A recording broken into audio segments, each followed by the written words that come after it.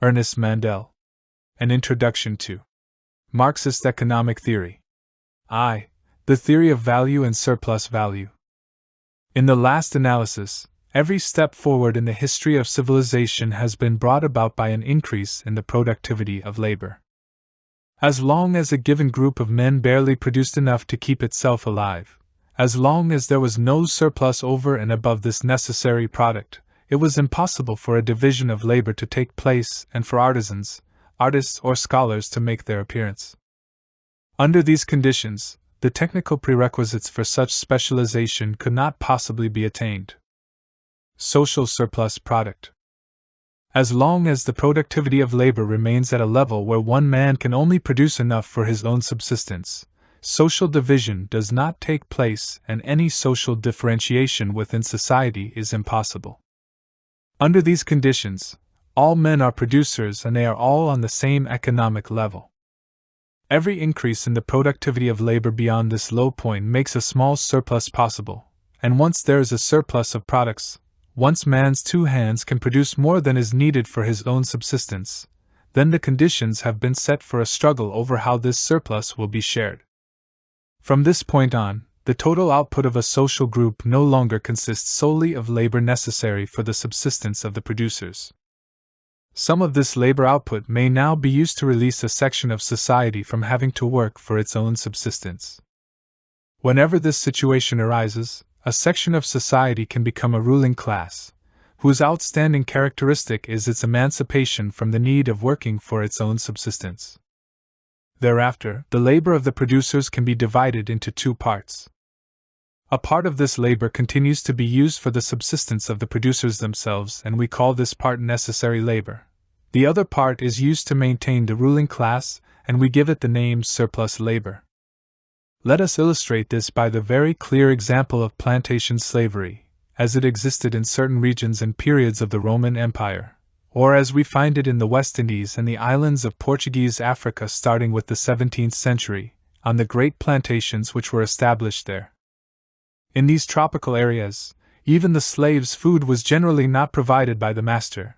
The slave had to produce this himself by working a tiny plot of ground on Sundays, and the products from this labor constituted his store of food. On 6 days of the week the slave worked on the plantation, and received in return none of the products of his labor. This is the labor which creates a social surplus product, surrendered by the slave as soon as it is produced and belonging solely to the slave master. The work week, which in this case is 7 days, can be divided into two parts. The work of 1 day, Sunday, constitutes necessary labor, that labor which provides the products for the subsistence of the slave and his family. The work of the other 6 days is surplus labor, and all of its products go to the master, are used for his sustenance and his enrichment as well. The great domains of the early Middle Ages furnish us with another illustration. The land of these domains was divided into 3 parts: the communal lands consisting of forests, meadows, swamps, etc., the land worked by the serf for his own and his family's subsistence, and finally, the land worked by the serf in order to maintain the feudal lord. The work week during this period was usually 6 days, not 7. It was divided into 2 equal parts. The serf worked 3 days on the land from which the yield belonged to him. The other 3 days he worked on the feudal lord's land, without remuneration, supplying free labor to the ruling class. The products of each of these 2 very different types of labor can be defined in different terms. When the producer is performing necessary labor, he is producing a necessary product. When he is performing surplus labor, he is producing a social surplus product. Thus, social surplus product is that part of social production which is produced by the laboring class but appropriated by the ruling class, regardless of the form the social surplus product may assume, whether this be one of natural products, or commodities to be sold, or money. Surplus value is simply the monetary form of the social surplus product. When the ruling class appropriates the part of society's production previously defined as surplus product, exclusively in the monetary form, then we use the term surplus value instead of surplus product. As we shall see later on, however, the above only constitutes a preliminary approach to the definition of surplus value. How does social surplus product come into existence? It arises as a consequence of a gratuitous appropriation, that is, an appropriation without compensation, by a ruling class of a part of the production of a producing class. When the slave worked 6 days a week on a plantation and the total product of his labor was taken by the master without any compensation to the slave, the origin of the social surplus product here is in the gratuitous labor, the uncompensated labor, supplied by the slave to the master. When the serf worked 3 days a week on the lord's land, the origin of this income, of this social surplus product, is also to be found in the uncompensated labor, the gratuitous labor, furnished by the serf. We will see further on that the origin of capitalist surplus value, that is to say, the revenue of the bourgeois class in capitalist society, is exactly the same. It is uncompensated labor, gratuitous labor, which the proletarian, the wage worker, gives the capitalist without receiving any value in exchange. Commodities use value and exchange value. We have now developed several basic definitions which will be used throughout this exposition. A number of others must be added at this point. Every product of human labor normally possesses utility. It must be able to satisfy a human need. We may therefore say that every product of human labor has a use value.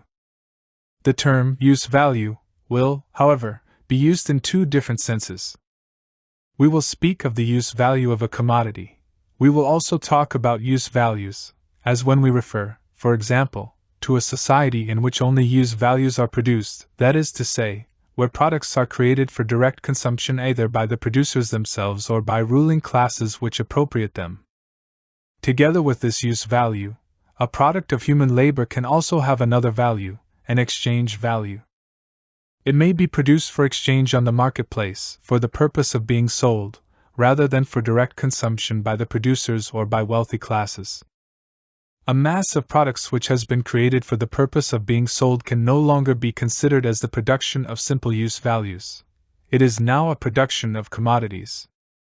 The commodity, therefore, is a product created to be exchanged on the market, as opposed to one which has been made for direct consumption. Every commodity must have both a use value and an exchange value. It must have a use value or else nobody would buy it, since a purchaser would be concerned with its ultimate consumption, with satisfying some want of his by this purchase. A commodity without a use value to anyone would consequently be unsaleable, would constitute useless production, would have no exchange value precisely because it had no use value. On the other hand, every product which has use value does not necessarily have exchange value. It has an exchange value only to the extent that the society itself, in which the commodity is produced, is founded on exchange, is a society where exchange is common practice. Are there societies where products do not have exchange value?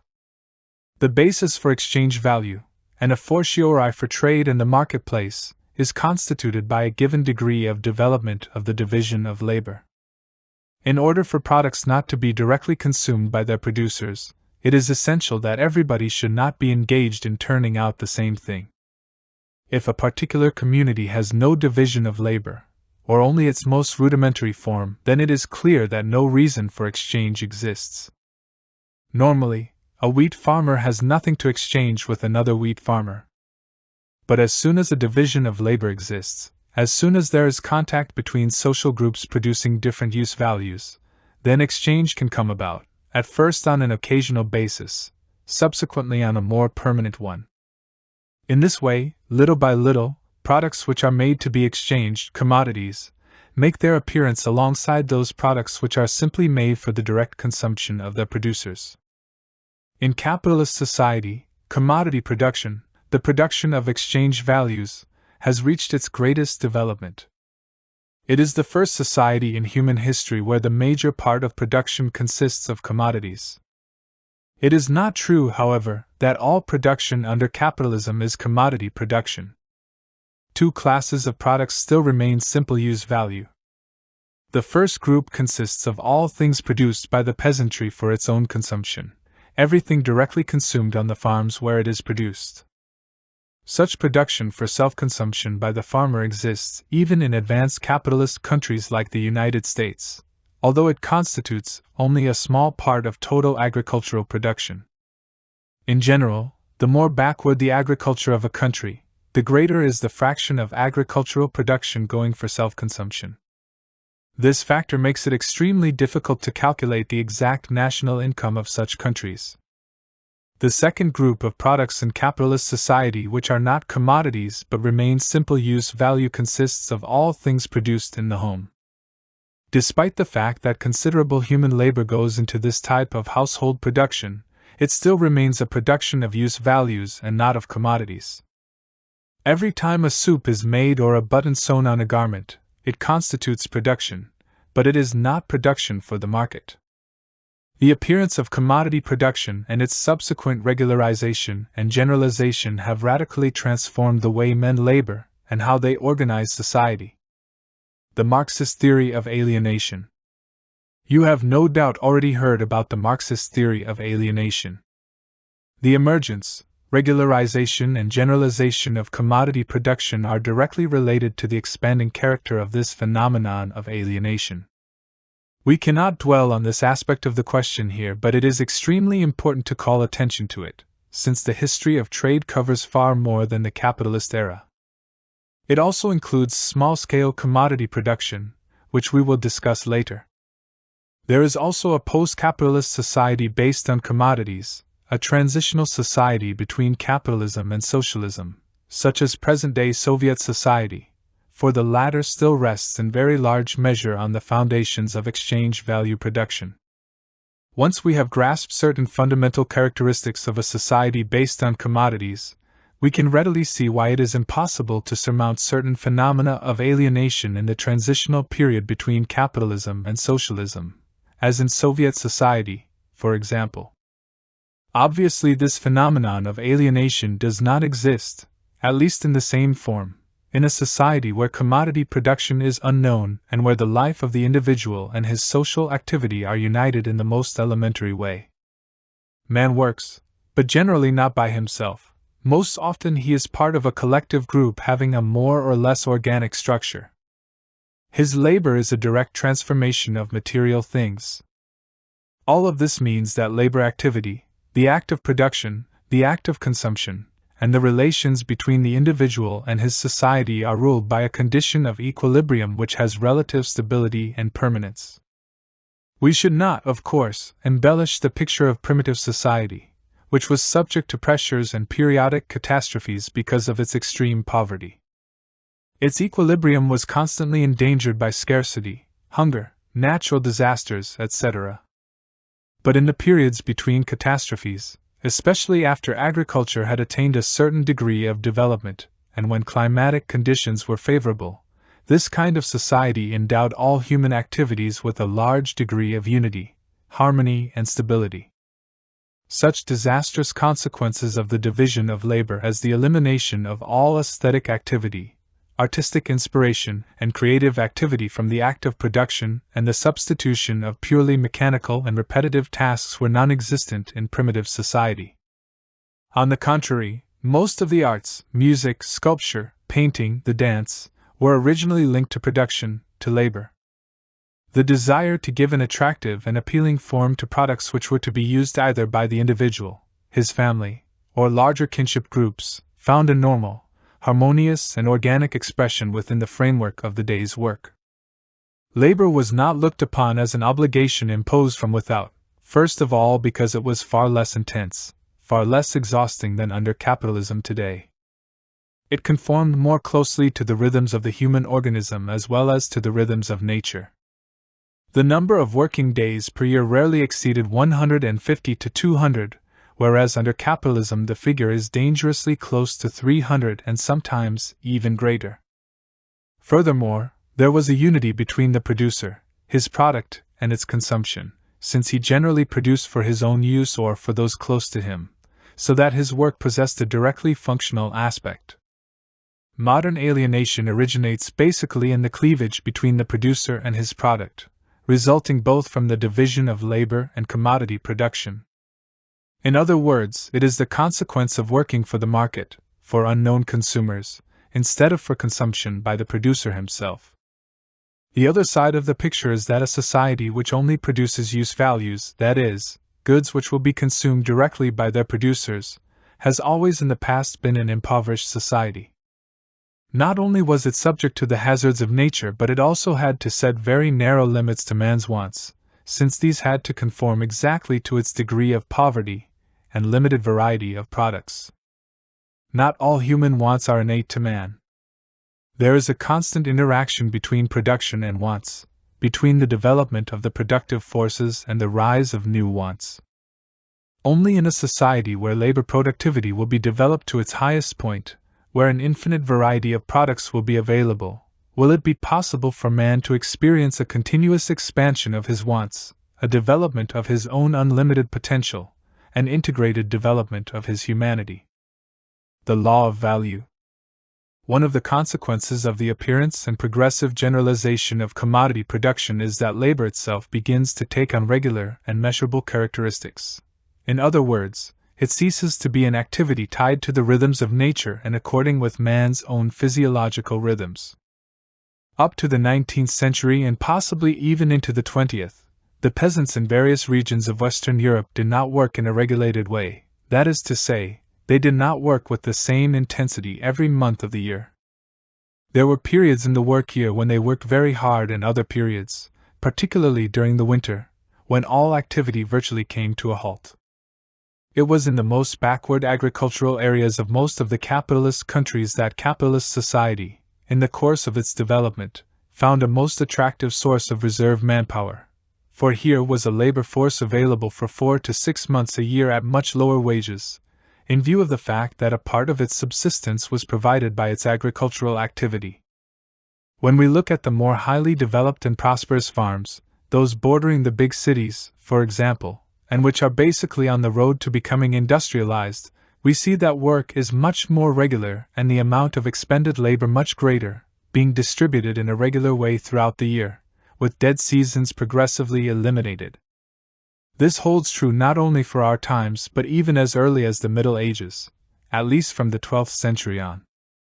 The closer we get to the cities, that is to say, to the marketplace, the more the peasant's labor becomes labor for the market, that is to say, commodity production, and the more regulated and more or less stable his labor becomes, just as if he were working inside an industrial enterprise. Expressed another way, the more generalized commodity production becomes, the greater the regulation of labor, and the more society becomes organized on the basis of an accounting system founded on labor. When we examine the already fairly advanced division of labor within a commune at the beginning of commercial and craft development in the Middle Ages, or the collectives in such civilizations as the Byzantine, Arab, Hindu, Chinese, and Japanese, certain common factors emerge. We are struck by the fact that a very advanced integration of agriculture and various craft techniques exists, and that regularity of labor is true for the countryside as well as the city, so that an accounting system in terms of labor, in labor hours, has become the force governing all the activity and even the very structure of the collectives. In the chapter on the law of value in my Marxist economic theory, I give a whole series of examples of this accounting system and work hours. There are Indian villages where a certain caste holds a monopoly of the blacksmith craft, but continues to work the land at the same time in order to feed itself. The rule which has been established is this: when a blacksmith is engaged to make a tool or weapon for a farm, the client supplies the raw materials and also works the blacksmith's land during the whole period that the latter is engaged in making the implement. Here is a very transparent way of stating that exchange is governed by an equivalence in work hours. In the Japanese villages of the Middle Ages, an accounting system in work hours, in the literal sense of the term, existed inside the village community.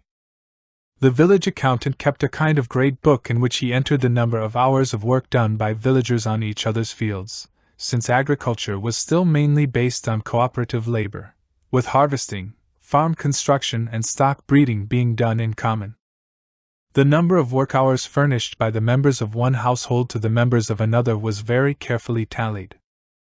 At the end of the year, the exchanges had to balance, that is, the members of household B were required to have given household A exactly the same number of work hours which members of household A had given household B during the year. The Japanese even refined things to the point, almost 1,000 years ago, where they took into account that children provided a smaller quantity of labor than adults, so that an hour of child labor was worth only a half hour of adult labor. A whole system of accounting was set up along these lines. There is another example which gives us a direct insight into this accounting system based on labor time: the conversion of feudal rent from one form to another. In feudal society, the agricultural surplus product could take three different forms: rent in the form of labor, the corvée, rent in kind, and money rent. When a change is made from the corvée to rent in kind, obviously a process of conversion takes place. Instead of giving the lord 3 days of labor per week, the peasant now gives him a certain quantity of wheat, livestock, etc., on a seasonal basis. A second conversion takes place in the changeover from rent in kind to money rent. These two conversions must be based on a fairly rigorous accounting in work hours if one of the two parties does not care to suffer a loss in the process. For example, if at the time the first conversion was effected, the peasant gave the lord a quantity of wheat which required only 75 workdays of labor, whereas previously he had given the lord 150 workdays of labor in the same year, then this conversion of labor rent into rent in kind would result in the sudden impoverishment of the lord and a rapid enrichment of the serfs. The landlords, you can depend on them, were careful to see to it when the conversion was made that the different forms of rent were closely equivalent. Of course, the conversion could eventually turn out to be a bad one for one of the participating classes, for example, against the landlords, if a sharp rise in agricultural prices occurred after rent was converted from rent in kind to money rent, but such a result would be historical in character and not directly attributable to the conversion per se. The origin of this economy based on an accounting in labor time is also clearly apparent in the division of labor within the village as it existed between agriculture and the crafts. For a long time the division remained quite rudimentary. A section of the peasantry continued to produce part of its own clothing for a protracted historical period, which in Western Europe extended almost 1,000 years, that is, from the beginning of the medieval cities right up to the 19th century. The technique of making clothing was certainly no mystery to the cultivator of the soil. As soon as a regular system of exchange between the farmer and textile craftsman was established, standard equivalents were likewise established. For example, an ell of cloth, a measure varying from 27 to 48 inches, would be exchanged for 10 pounds of butter, not for 100 pounds. Obviously, the peasants knew, on the basis of their own experience, the approximate labor time needed to produce a given quantity of cloth. Had there not been a more or less exact equivalence between the time needed to produce the cloth and the time needed to produce the butter for which it was exchanged, there would have been an immediate shift in the division of labor. If cloth production were more lucrative than butter production, the butter producers would switch to producing cloth. Since society here was only at the threshold of an extreme division of labor, that is to say, it was still at a point where the boundaries between different techniques were not clearly marked, the passage from one economic activity to another was still possible, particularly when striking material gains were possible by means of such a change. In the cities of the Middle Ages as well, a very skillfully calculated equilibrium existed between the various crafts and was written into the charters which specified almost to the minute the amount of labor time necessary for the production of different articles. It is inconceivable that under such conditions a shoemaker or blacksmith might get the same amount of money for a product which took half the labor time which a weaver or other artisan might require in order to get the same amount of money for his products.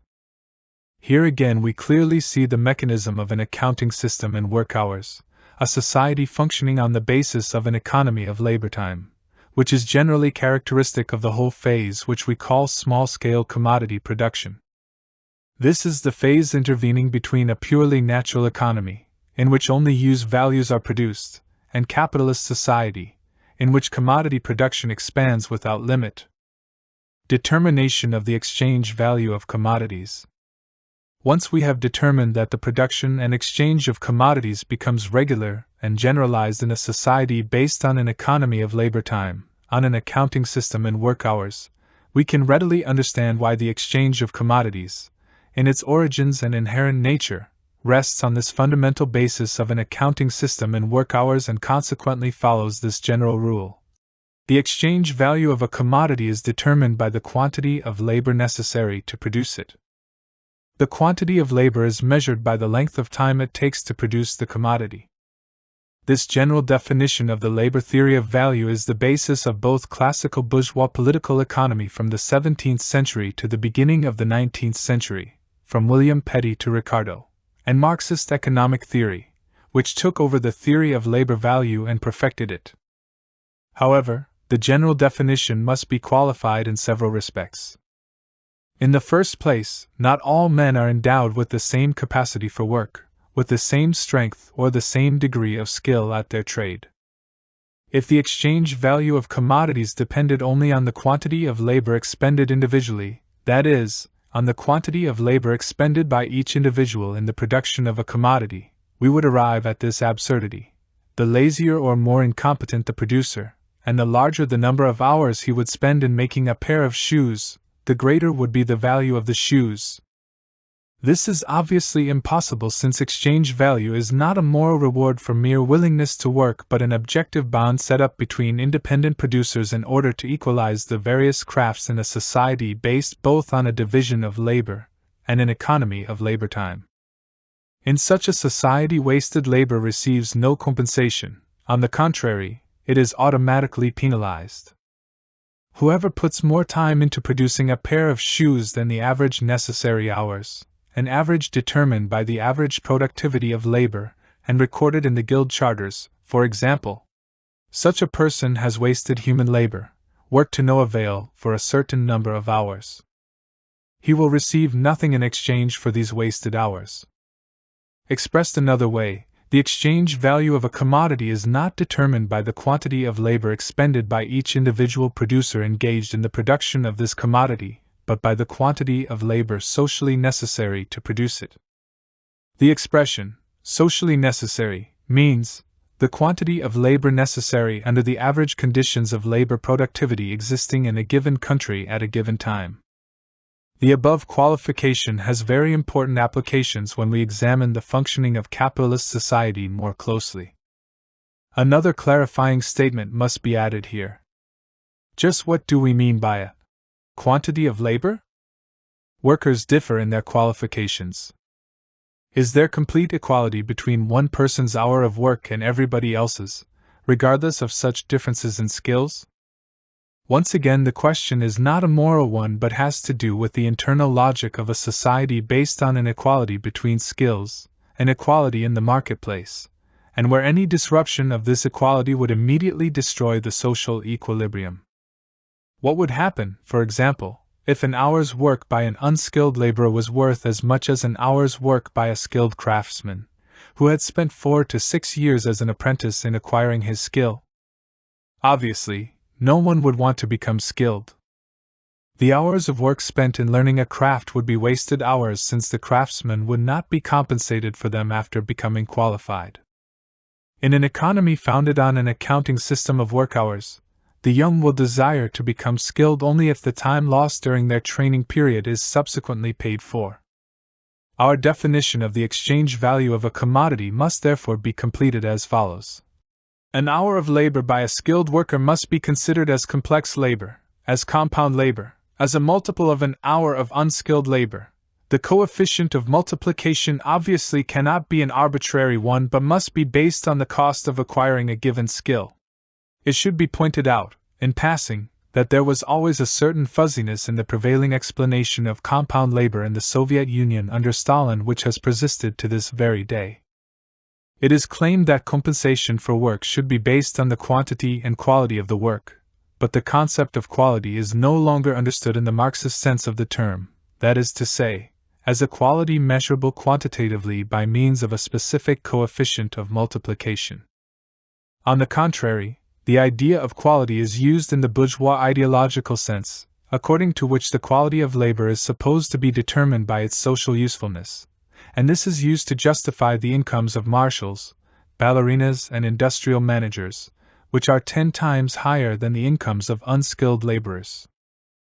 Such a theory belongs in the domain of apologetic despite its widespread use to justify the enormous differences in income which existed under Stalin and continue to exist in the Soviet Union today, although to a lesser extent. The exchange value of a commodity, then, is determined by the quantity of labor socially necessary for its production, with skilled labor being taken as a multiple of simple labor, and the coefficient of multiplication being a reasonably measurable quantity. This is the kernel of the Marxist theory of value and the basis for all Marxist economic theory in general. Similarly, the theory of social surplus product and surplus labor, which we discussed at the beginning of this work, constitutes the basis for all Marxist sociology and is the bridge connecting Marx's sociological and historical analysis, his theory of classes and the development of society generally, to Marxist economic theory, and more precisely, to the Marxist analysis of all commodity-producing societies of a pre-capitalist, capitalist and post-capitalist character. What is socially necessary labor? A short while back I stated that the particular definition of the quantity of socially necessary labor for producing a commodity had a very special and extremely important application in the analysis of capitalist society. I think it will be more useful to deal with this point now, although logically it might belong to a later section of this presentation. The totality of all commodities produced in a country at a given time has been produced to satisfy the wants of the sum total of the members of this society. Any article which did not satisfy somebody's needs, which had no use value for anyone, would be a priori unsaleable, would have no exchange value, would not constitute a commodity but simply a product of caprice or the idle jest of some producer. From another angle, the sum total of buying power which exists in this given society at a given moment, and which is not to be hoarded but spent in the market, must be used to buy the sum total of commodities produced, if there is to be economic equilibrium. This equilibrium therefore implies that the sum total of social production, of the available productive forces in this society, of its available work hours, has been distributed among the various sectors of industry in the same proportions as consumers distribute their buying power in satisfying their various wants. When the distribution of productive forces no longer corresponds to this division in wants, the economic equilibrium is destroyed and both overproduction and underproduction appear side by side. Let us give a rather commonplace example. Toward the end of the 19th and beginning of the 20th century, a city like Paris had a coach-building industry, which together with associated harness trades employed thousands or even tens of thousands of workers. In the same period the automobile industry was emerging, and although still quite small it already numbered some scores of manufacturers employing several thousands of workers. Now what is the process taking place during this period? On the one hand, the number of carriages begins to decline, and on the other, the number of automobiles begins to increase.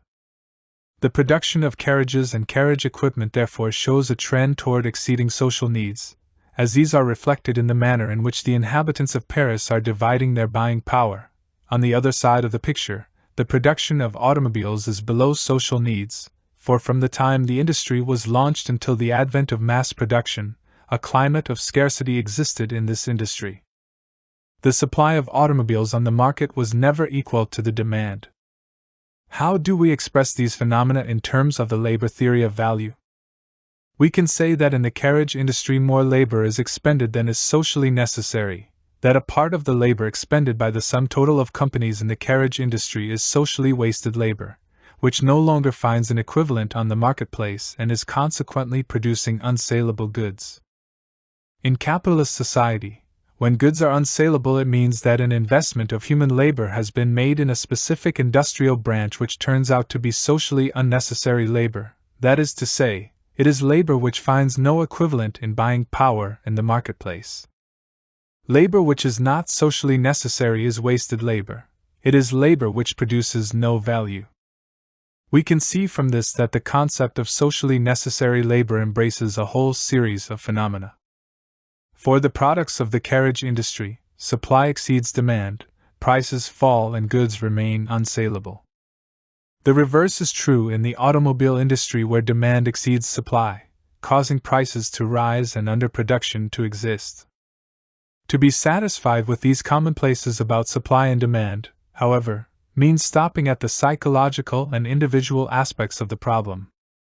On the other hand, if we probe into the deeper social and collective side of the problem, we begin to understand what lies below the surface in a society organized on the basis of an economy of labor time. The meaning of supply exceeding demand is that capitalist production, which is anarchistic, unplanned and unorganized, has anarchistically invested or expended more labor hours in an industrial branch than are socially necessary, so that a whole segment of labor hours turns out to be pure loss, so much wasted human labor which remains unrequited by society. Conversely, an industrial sector where demand continues to be greater than supply can be considered as an underdeveloped sector in terms of social needs. It is therefore a sector expending fewer hours of labor than are socially necessary, and it receives a bonus from society in order to stimulate an increase in production and achieve an equilibrium with social needs. This is one aspect of the problem of socially necessary labor in the capitalist system. The other aspect of the problem is more directly related to changes in the productivity of labor. It is the same thing but makes an abstraction of social needs, of the use-value aspect of production.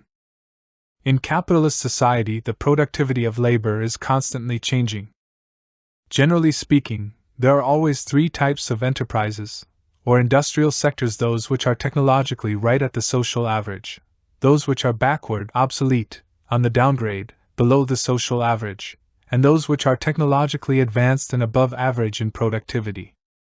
What do we mean when we say a sector or an enterprise is technologically backward and has a productivity of labor which is below the average? Such a branch or enterprise is analogous to our previously mentioned lazy shoemaker, that is, it is one which takes 5 hours to produce a specific quantity of goods in a period when the average social productivity demands that it be done in 3 hours. The 2 extra hours of expended labor are a total loss, a waste of social labor. A portion of the total amount of labor available to society having thus been wasted by an enterprise, it will receive nothing from society to compensate it. Concretely, it means that the selling prices in this industry or enterprise, which is operating below average productivity, approach its production costs or even fall below them, that is to say, the enterprise is operating at a very low rate of profit, or even at a loss.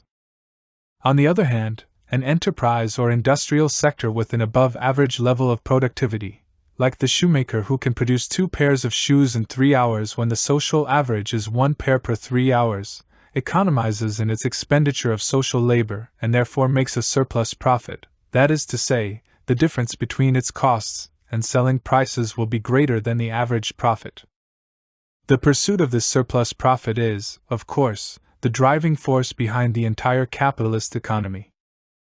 Every capitalist enterprise is forced by competition to try to get greater profits, for this is the only way it can constantly improve its technology and labor productivity. Consequently, all firms are forced to take this same direction, and this of course implies that what at one time was an above-average productivity winds up as the new average productivity, whereupon the surplus profit disappears.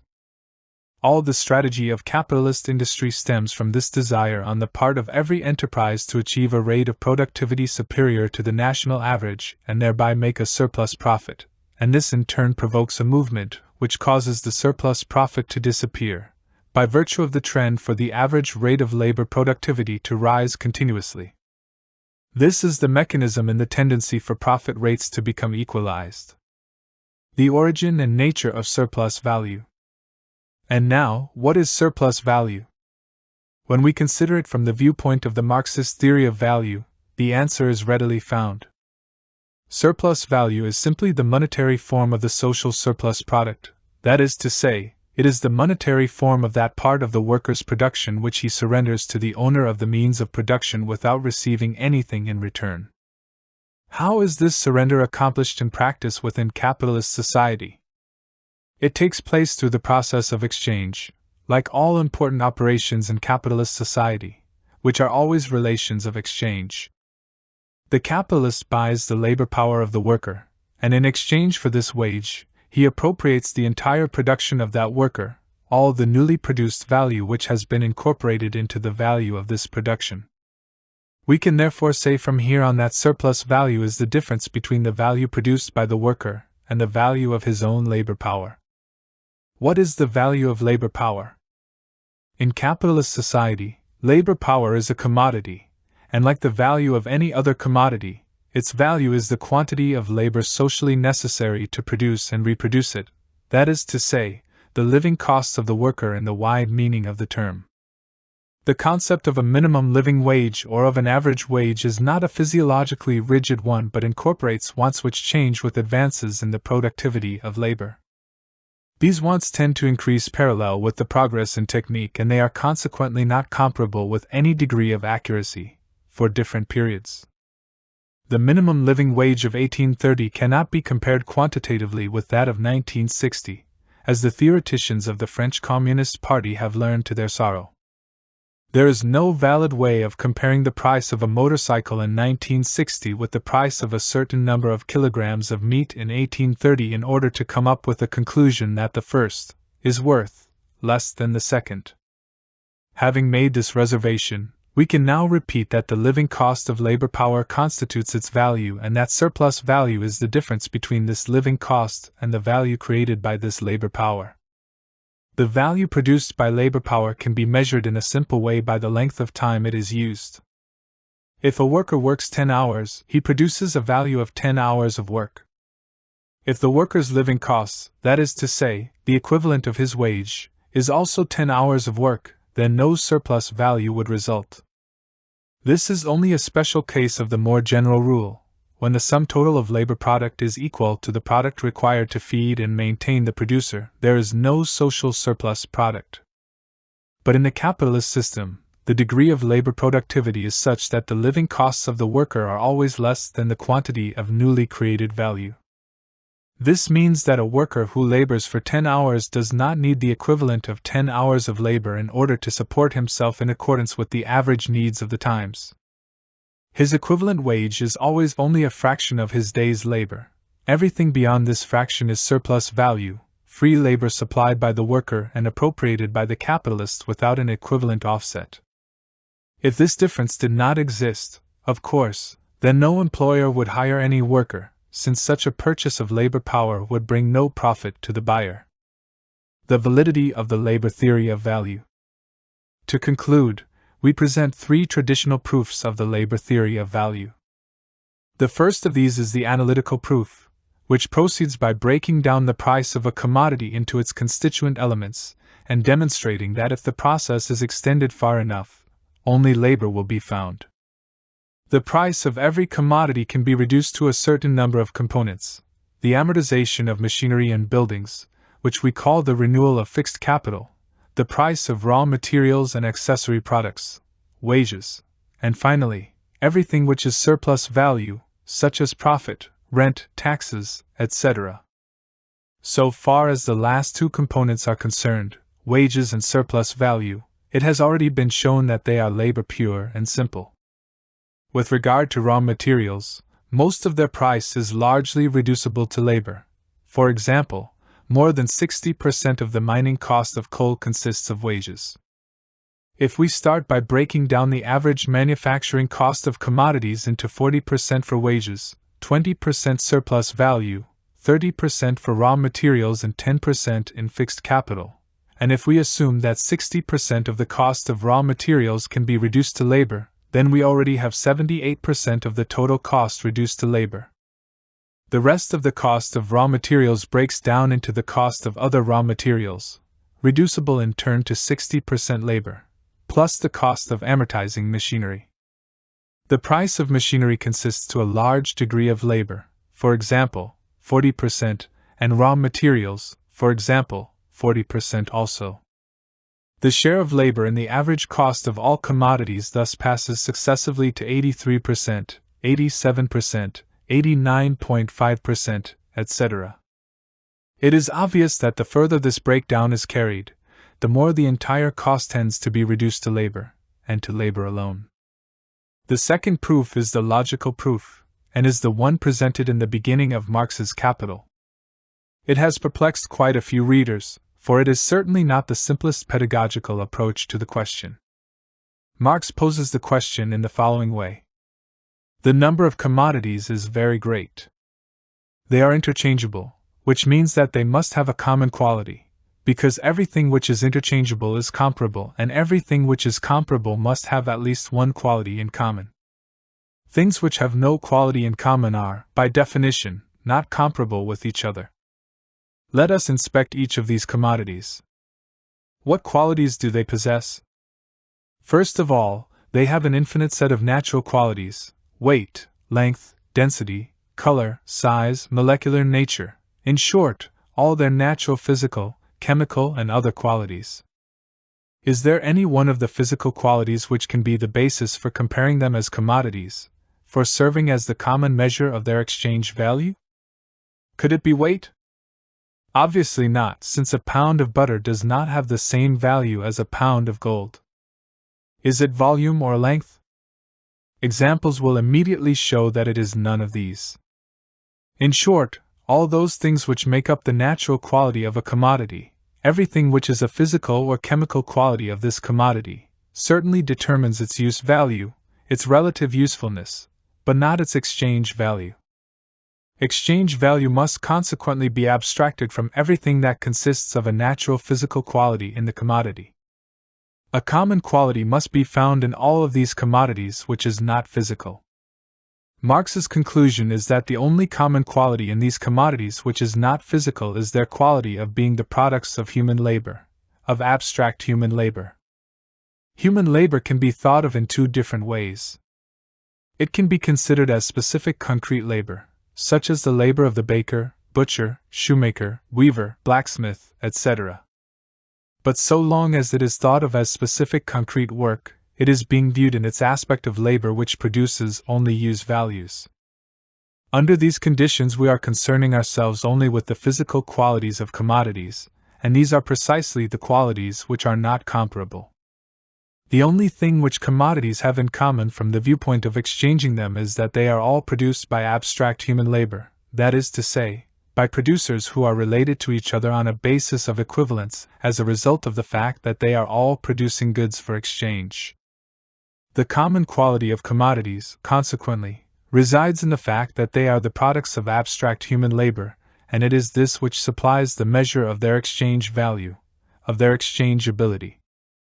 It is, consequently, the quality of socially necessary labor in the production of commodities which determines their exchange value. Let us immediately add that Marx's reasoning here is both abstract and difficult, and is at least subject to questioning, a point which many opponents of Marxism have seized upon and sought to use, without any marked success, however. Is the fact that all commodities are produced by abstract human labor really the only quality which they have in common, apart from their natural qualities? There are not a few writers who thought they had discovered others. In general, however, these have always been reducible either to physical qualities or to the fact that they are products of abstract labor. A third and final proof of the correctness of the labor theory of value is the proof by reduction to the absurd.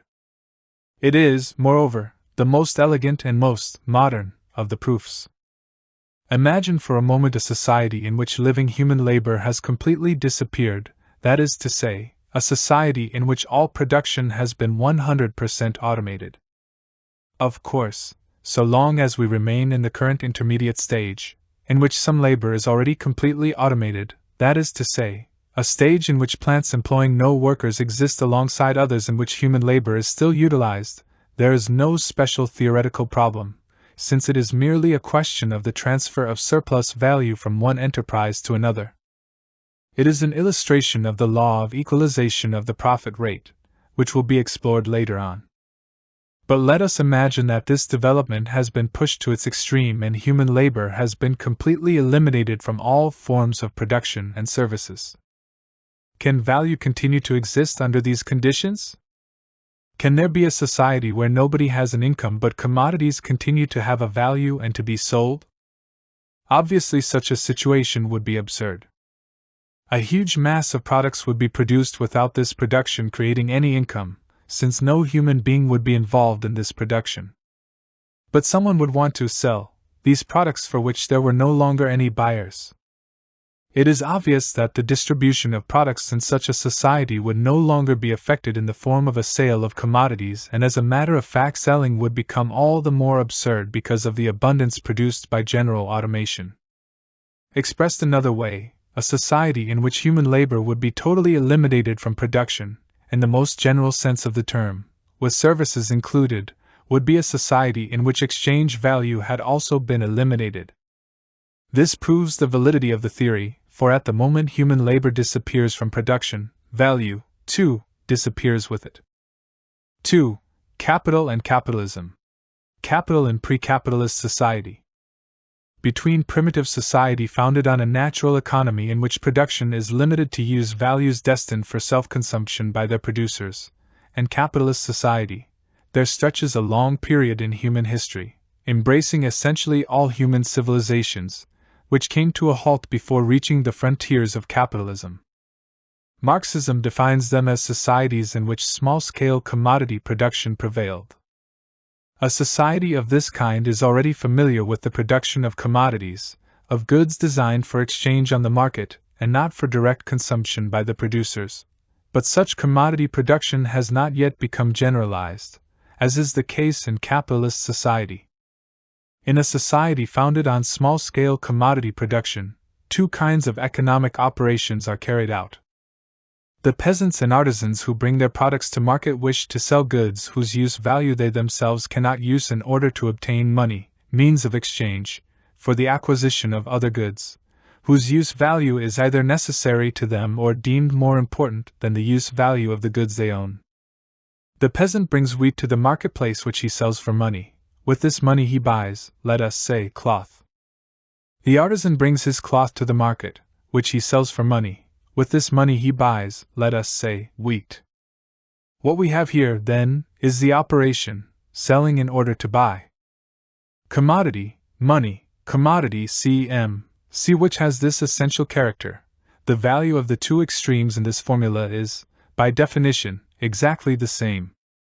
But within small-scale commodity production there appears, alongside the artisan and small peasant, another personage, who executes a different kind of economic operation. Instead of selling in order to buy, he buys in order to sell. This type of person goes to market without any commodities. He is an owner of money. Money cannot be sold, but it can be used to buy, and that is what he does, buys in order to sell, in order to resell, CM. There is a fundamental difference between the two types of operation. The second operation makes no sense if upon its completion we are confronted by exactly the same value as we had at the beginning. No one buys a commodity in order to sell it for exactly the same price he paid for it. The operation, buy in order to sell, makes sense only if the sale brings a supplementary value, a surplus value. That is why we state here, by way of definition, M is greater than M and is made up of M plus M, M being the surplus value, the amount of increase in the value of M. We now define capital as a value which is increased by a surplus value, whether this occurs in the course of commodity circulation, as in the example just given, or in production, as is the case in the capitalist system. Capital, therefore, is every value which is augmented by a surplus value. It therefore exists not only in capitalist society but in any society founded on small-scale commodity production as well. For this reason it is necessary to distinguish very clearly between the life of capital and that of the capitalist mode of production, of capitalist society. Capital is far older than the capitalist mode of production. The former probably goes back some 3,000 years, whereas the latter is barely 200 years old. What form does capital take in pre-capitalist society? It is basically usury capital and merchant, or commercial capital. The passage from pre-capitalist society into capitalist society is characterized by the penetration of capital into the sphere of production.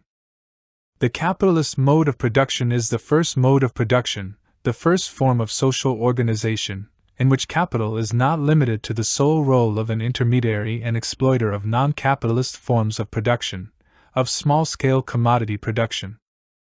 In the capitalist mode of production, capital takes over the means of production and penetrates directly into production itself. Origins of the capitalist mode of production. What are the origins of the capitalist mode of production? What are the origins of capitalist society as it has developed over the past 200 years? They lie first of all in the separation of the producers from their means of production. Subsequently, it is the establishment of these means of production as a monopoly in the hands of a single social class, the bourgeoisie. And finally, it is the appearance of another social class which has been separated from its means of production and therefore has no other resources for its subsistence than the sale of its labor power to the class which has monopolized the means of production. Let us consider each of these origins of the capitalist mode of production, which are at the same time the fundamental characteristics of the capitalist system as well.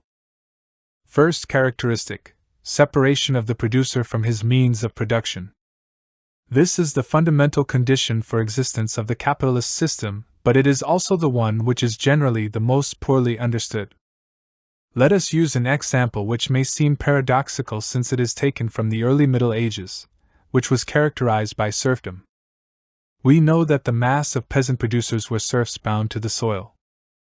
But when we say that the serf was bound to the soil, we imply that the soil was also bound to the serf, that is, he belonged to a social class which always had a base for supplying its needs, enough land to work so that the individual serf could meet the needs of a household even though he worked with the most primitive implements. We are not viewing people condemned to death by starvation if they do not sell their labor power. In such a society, there is no economic compulsion to hire out one's arms, to sell one's labor power to a capitalist. We can express this another way by stating that the capitalist system cannot develop in a society of this kind. This general truth also has a modern application in the way colonialists introduced capitalism into the African countries during the 19th and early 20th centuries. Let us look at the living conditions of the inhabitants in all the African countries. They were stock breeders and cultivators of the soil, on a more or less primitive basis, depending on the character of the region, but always under the condition of a relative abundance of land. Not only was there no scarcity of land in Africa, but in terms of the ratio of population to the amount of available land, it may be said that land reserves were virtually unlimited. It is true, of course, that the yield from these lands was mediocre because of the crude agricultural implements, and the standard of living was very low, etc.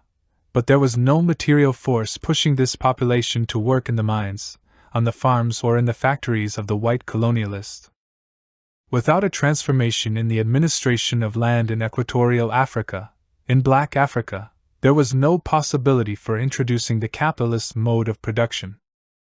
For that, compulsion of a non-economic character had to be used, a thoroughgoing and brutal separation of the black masses from their normal means of subsistence had to be carried out. A large part of the lands had to be transformed overnight into national domains, owned by the colonizing state, or into private property belonging to capitalist corporations. The black population had to be resettled in domains, or in reserves, as they have been cynically called, in land areas which were inadequate for sustaining all their inhabitants. In addition, a head tax, that is to say, a money tax on each inhabitant, was imposed as another lever, since primitive agriculture yielded no money income. By these various extra economic pressures, the colonialists created a need for the African to work for wages during perhaps 2 or 3 months a year, in order to earn the money to pay his tax and buy the small supplement of food necessary for his subsistence, since the land remaining at his disposal was no longer adequate for a livelihood. In such countries as South Africa, the Rhodesias, and part of the former Belgian Congo, where the capitalist mode of production was introduced on a grand scale, these methods were applied on the same scale, and a large part of the black population was uprooted, expelled, and forced out of its traditional existence and mode of work. Let us mention, in passing, the ideological hypocrisy which accompanied this movement, the complaints of the capitalist corporations that the blacks were lazy since they did not want to work even when they had a chance to make 10 times as much in mines and factories as they did from their traditional labor on the land. These same complaints had been made about the Indian, Chinese and Arab workers some 50 to 70 years earlier. They were also made, a rather good proof of the basic equality of all the races which make up humanity, against the European workers, French, Belgian, English, German, in the 17th or 18th centuries. It is simply a function of this constant fact. Normally, because of his physical and nervous constitution, no man cares to be confined for 8, 9, 10 or 12 hours a day in a factory, mill or mine. It really requires a most abnormal and unusual force or pressure to make a man engage in this kind of convict labor when he has not been accustomed to it. A second origin and characteristic of the capitalist mode of production is this concentration of the means of production in monopoly form and in the hands of a single social class, the bourgeoisie. This concentration is virtually impossible unless a continual revolution is taking place in the means of production, in which the latter become increasingly complex and more costly, at least so far as the minimum means of production required for launching a big business, initial capital expenditures, are concerned. In the guilds and trades of the Middle Ages, there was great stability in the means of production. The weaving looms were transmitted from father to son, from generation to generation. The value of these looms was relatively small, that is to say, each journeyman could expect to get back the counter value of these looms after a certain number of years of work. The possibility for establishing a monopoly arrived with the Industrial Revolution, which unleashed an uninterrupted development of increasingly complex mechanisms and concomitantly, a need for ever greater capital sums in order to start a new enterprise. From this point on, it may be said that access to the ownership of the means of production becomes impossible for the overwhelming majority of wage earners and salaried personnel, and that such ownership became a monopoly in the hands of one social class, the class which possesses capital and capital reserves and can obtain additional capital by virtue of the single fact that it already has some of it. And by virtue of this same fact, the class without capital is condemned to remain perpetually in the same state of deprivation and consequently under the continuous compulsion to labor for somebody else. The third origin and characteristic of capitalism, the appearance of a social class which has no possessions save its own hands and no means of subsistence other than the sale of its labor power, but at the same time, is free to sell this labor power and does so to the capitalist owners of the means of production. This is the appearance of the modern proletariat. We have here three elements which combine with each other. The proletariat is the free worker. He constitutes both a step ahead and a step backwards compared with the serf of the Middle Ages, a step ahead because the serf was not free, the serf was himself a step ahead compared with the slave, and could not move about freely, a step backwards because, in contrast with the serf, the proletarian has also been liberated from, that is to say, deprived of, all access to the means of production. Origins and definition of the modern proletariat. Among the direct ancestors of the modern proletariat we must include the uprooted population of the Middle Ages, which was no longer bound to the soil, or incorporated in the trades, corporations and guilds of the free towns, and was consequently a wandering, rootless population, which had begun to sell its labor by the day or even by the hour.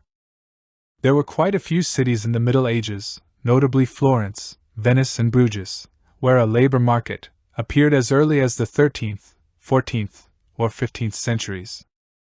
These cities had a place where the poor who did not belong to any craft, were not journeymen for an artisan and had no means of subsistence, assembled and waited to be hired by some merchant or businessman for an hour, half a day, etc.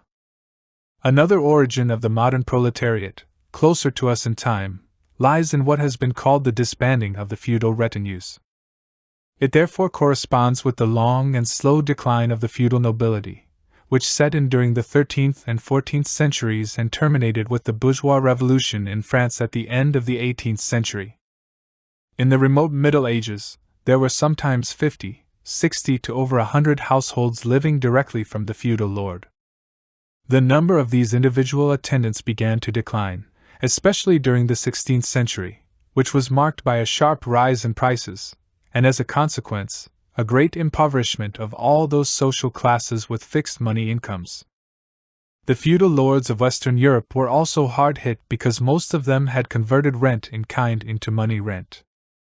One of the results of this impoverishment was a massive discharge of a substantial section of the feudal retinues. In this way, thousands of former valets, servants, and clerks to the nobles became wanderers, beggars, etc. A third origin of the modern proletariat comes from the expulsion of a part of the peasantry from its lands as a result of the transformation of these agricultural lands into grasslands. The great English utopian socialist Thomas More advanced this magnificent formula as far back as the 16th century. Sheep have eaten men.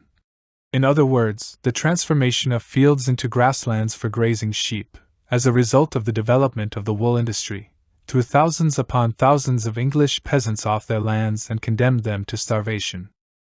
There is still a fourth origin of the modern proletariat, one which played a somewhat lesser role in Western Europe but an enormous one in Central and Eastern Europe, Asia, Latin America and North Africa. It is the destruction of the former artisans in the competitive struggle between the handicrafts and modern industry as the latter made its way into these underdeveloped countries from the outside. In summary, the capitalist mode of production is a regime in which the means of production have become a monopoly in the hands of a social class and in which the producers, separated from these means of production, are free but are deprived of all means of subsistence, and consequently must sell their labor power to the owners of these means of production in order to subsist. What is characteristic of the proletarian, therefore, is not the level of his wage, whether this be high or low, but primarily the fact that he has been cut off from his means of production, or that his income is insufficient for him to work for his own account. In order to learn whether the proletarian condition is on the road to disappearing or whether, on the contrary, it is on the road of expansion, it is not so much the average wage of the worker or the average salary of the clerk which we must examine, but this wage or salary as compared with his average consumption. In other words, we must look into his possibilities for savings and compare them with the expenses of setting up an independent enterprise. If we determine that each worker, each clerk, can, after 10 years of work, put aside a pile of savings which would allow him to purchase a store or small workshop, then we might say that the proletarian condition is regressive and that we live in a society in which property in the means of production is spreading and becoming generalized. If we find, however, that the overwhelming majority of workers, manual, white-collar and governmental, remain the same poor fellows after a life of labor that they were before, in other words with no savings or not enough capital to buy means of production, we may conclude that the proletarian condition has become generalized rather than contracted, and that it is far more prevalent today than it was 50 years ago. When we examine statistics on the social structure of the United States, for example, we can see that over the past 60 years, there has been an uninterrupted decrease every 5 years in the percentage of the active American population working for its own account and classified as businessmen or working in a family business, whereas the percentage of this same population which is compelled to sell its labor power has steadily increased. Moreover, if we examine the statistics on the distribution of private wealth, we find that the overwhelming majority of workers, we may say 95%, and the very great majority of white-collar workers, 80 or 85%, are not even able to amass petty sums, small capitals. In other words, these groups expend their entire incomes. Fortunes are in reality limited to a very small fraction of the population. In most capitalist countries, 1%, 2%, 2.5%, 3.5% or 5% of the population possess 40%, 50%, 60% of the private wealth of the country, the balance being in the hands of 20% or 25% of this same population. The first category of possessors is the big bourgeoisie. The second category is the middle and petty bourgeoisie. And all those who are outside these categories own nothing but consumer goods, sometimes including their housing. When honestly compiled, statistics on estate duties and inheritance taxes are very revealing on this subject. A specific study made by the Brookings Institute, a source above any suspicion of Marxism, for the New York Stock Exchange reveals that only 1 or 2% of workers own stocks, and further that this ownership averages about $1,000 worth. Virtually all capital is therefore in the hands of the bourgeoisie, and this reveals the self-reproductive character of the capitalist system. Those who possess capital keep on accumulating more and more. Those who do not possess it rarely can acquire it. In this way, the division in society is perpetuated in a possessing class and a class compelled to sell its labor power. The price for this labor power, the wage, is virtually consumed in toto, whereas the possessing class has a capital constantly increasing from surplus value. Society's enrichment in capital therefore takes place, so to speak, for the exclusive profit of a single social class, namely, the capitalist class. The fundamental mechanism of capitalist economy. And now, what is the functioning basis of this capitalist society? If you were to go to the printed cottons exchange on a certain day, you would not know whether there was exactly enough, or too little, or too much printed cottons, measured against the existing needs in France at that moment. You would only find that out after a certain time, that is to say, if there were overproduction and a part of production unsaleable, you would see prices fall. If there were, on the contrary, a scarcity, you would see prices rise. The movement of prices is the thermometer telling us whether there is a scarcity or plethora. And since it is only after the event that we find out whether the quantity of labor expended in an industrial branch has been expended in a socially necessary way or whether part of it has been wasted, it is only after the event that we are able to determine the exact value of a commodity.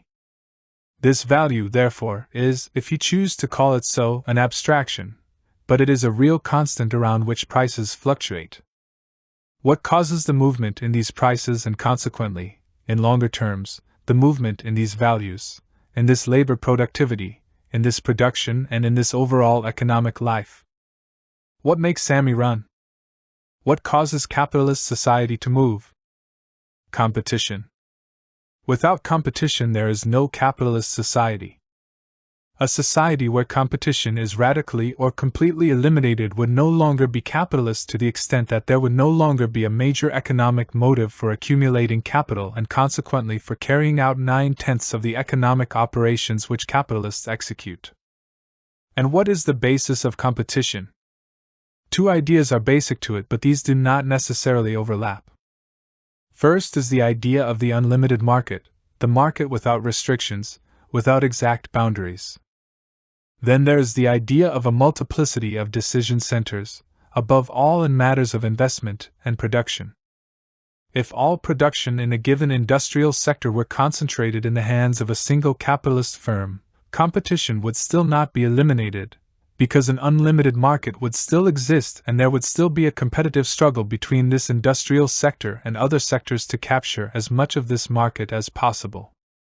Furthermore, there would always be a possibility that a foreign competitor might enter the scene and provide new competition right in the very same sector. The reverse is also true.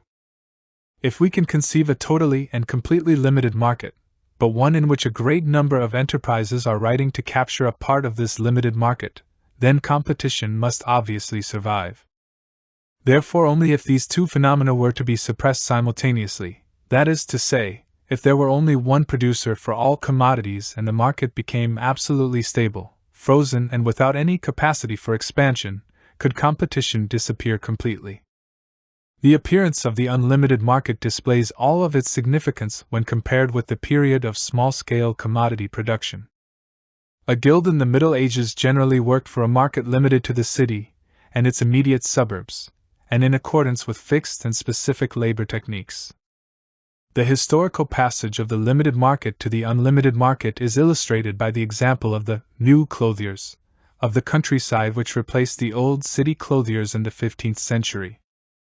There were now cloth manufacturers without guild regulations, without production limits, therefore without any market restrictions, who tried to infiltrate everywhere, seek clients everywhere, and not only went beyond the immediate area of their production centers, but even tried to organize and export trade to very distant countries.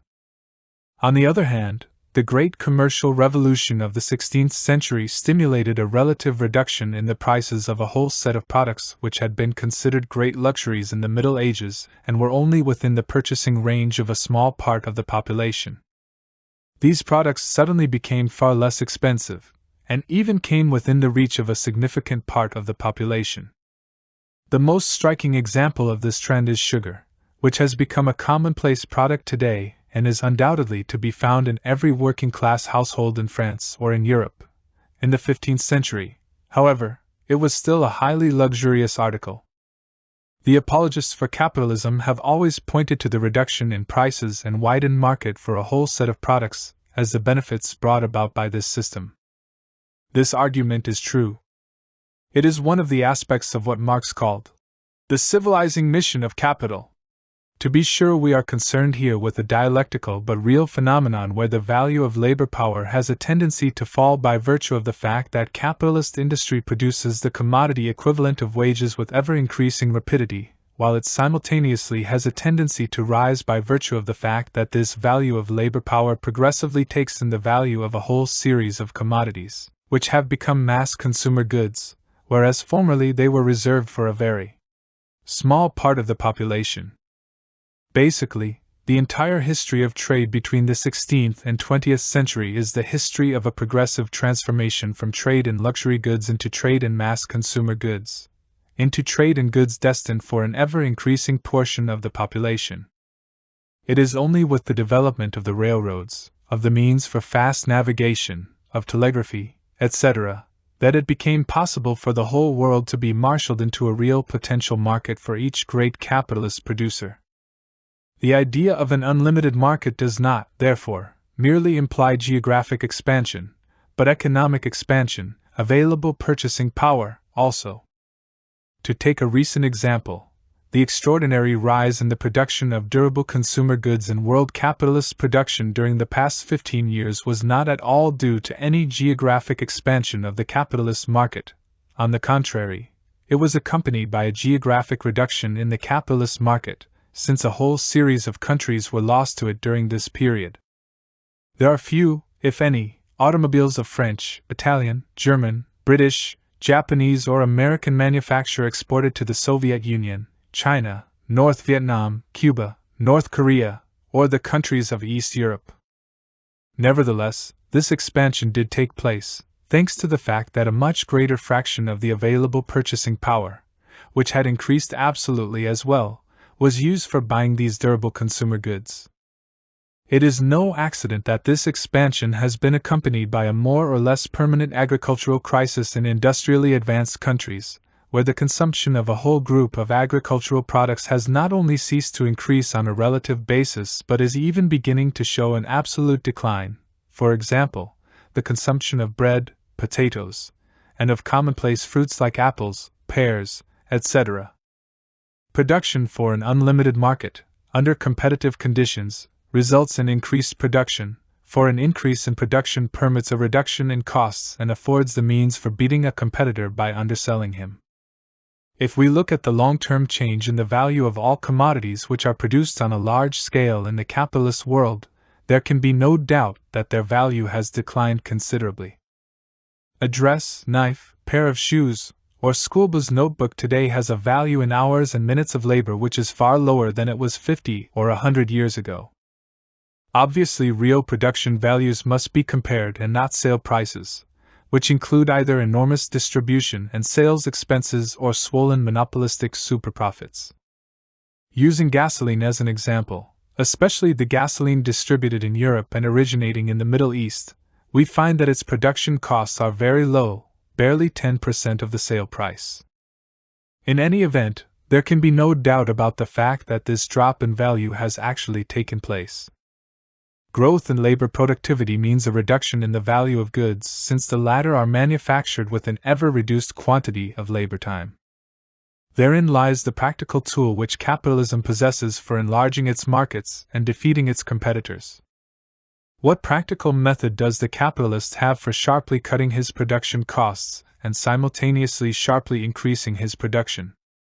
It is the development of mechanization, the development of means of production, mechanical instruments of labor of ever-increasing complexity, originally powered by steam power, then by gasoline or diesel oil, and finally by electricity. The growth in the organic composition of capital. All capitalist production can be represented in value by the formula C plus V plus S. The value of every commodity consists of two parts. One part represents crystallized or conserved value, and the other newly created value.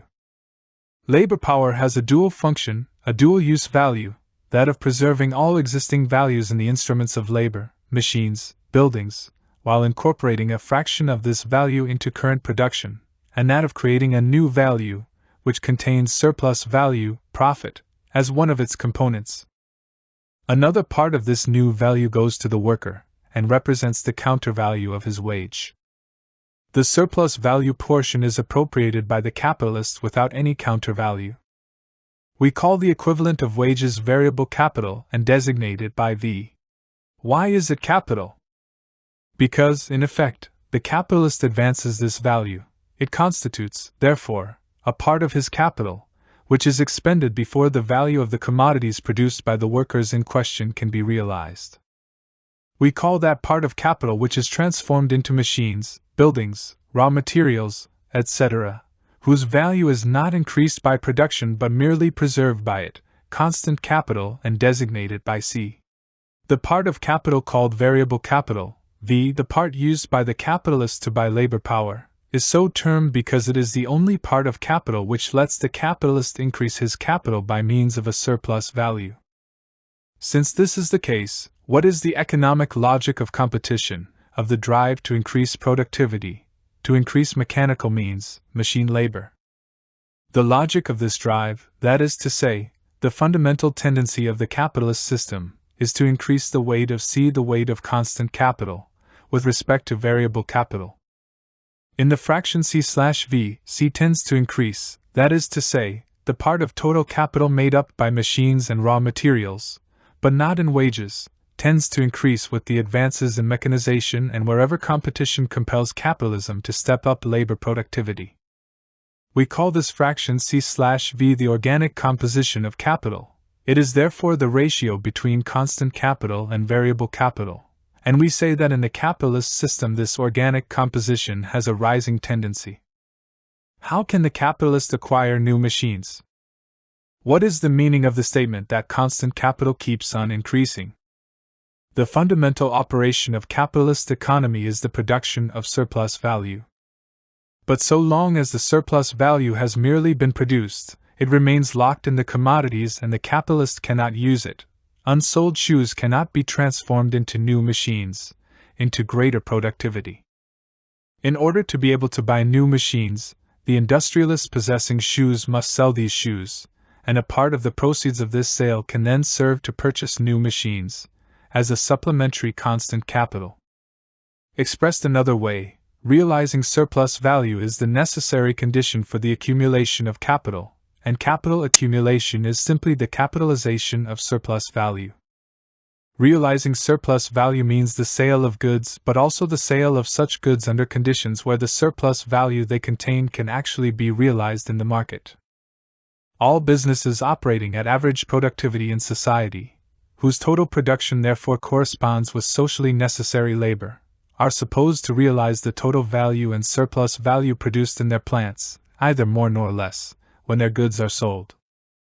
We saw previously that those enterprises which are above the average in their productivity will capture a part of the surplus value produced in other enterprises, whereas those operating at a lower than average productivity will not realize a part of the surplus value produced in their plants but must surrender it to other plants which are technologically ahead of them.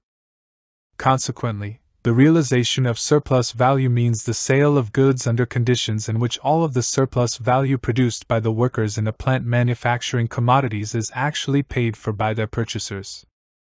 As soon as the stock of goods produced in a given period is sold, the capitalist is reimbursed with a sum of money which constitutes the counter value of the constant capital expended in achieving this production, that is to say, the raw materials used together with the fraction of the value of machines and goods amortized by this production.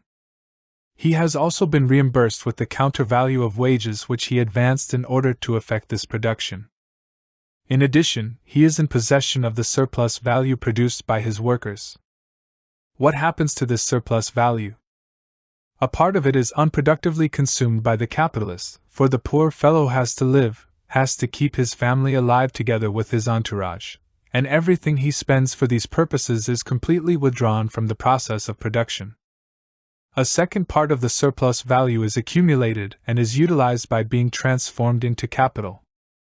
Accumulated surplus value is, consequently, that entire part of surplus value which is not unproductively consumed in meeting the private needs of the ruling class, and which is transformed into capital, either into supplementary constant capital, that is to say, into a supplementary quantity, more exactly, a value, of raw materials, machines, buildings, or into supplementary variable capital, that is to say, means for hiring more workers. We now understand why the accumulation of capital is the capitalization of surplus value, that is to say, the transformation of a large part of surplus value into supplementary capital. And we also understand how the process of growth in the organic composition of capital represents an uninterrupted succession of capitalization processes, that is to say, of the production of surplus value by workers and its transformation by the capitalists into supplementary buildings, machines, raw materials, and workers. It is consequently inaccurate to say that it is the capitalist who creates employment, since it is the worker who produced the surplus value, which was capitalized by the capitalist, and used, among other things, for hiring more workers.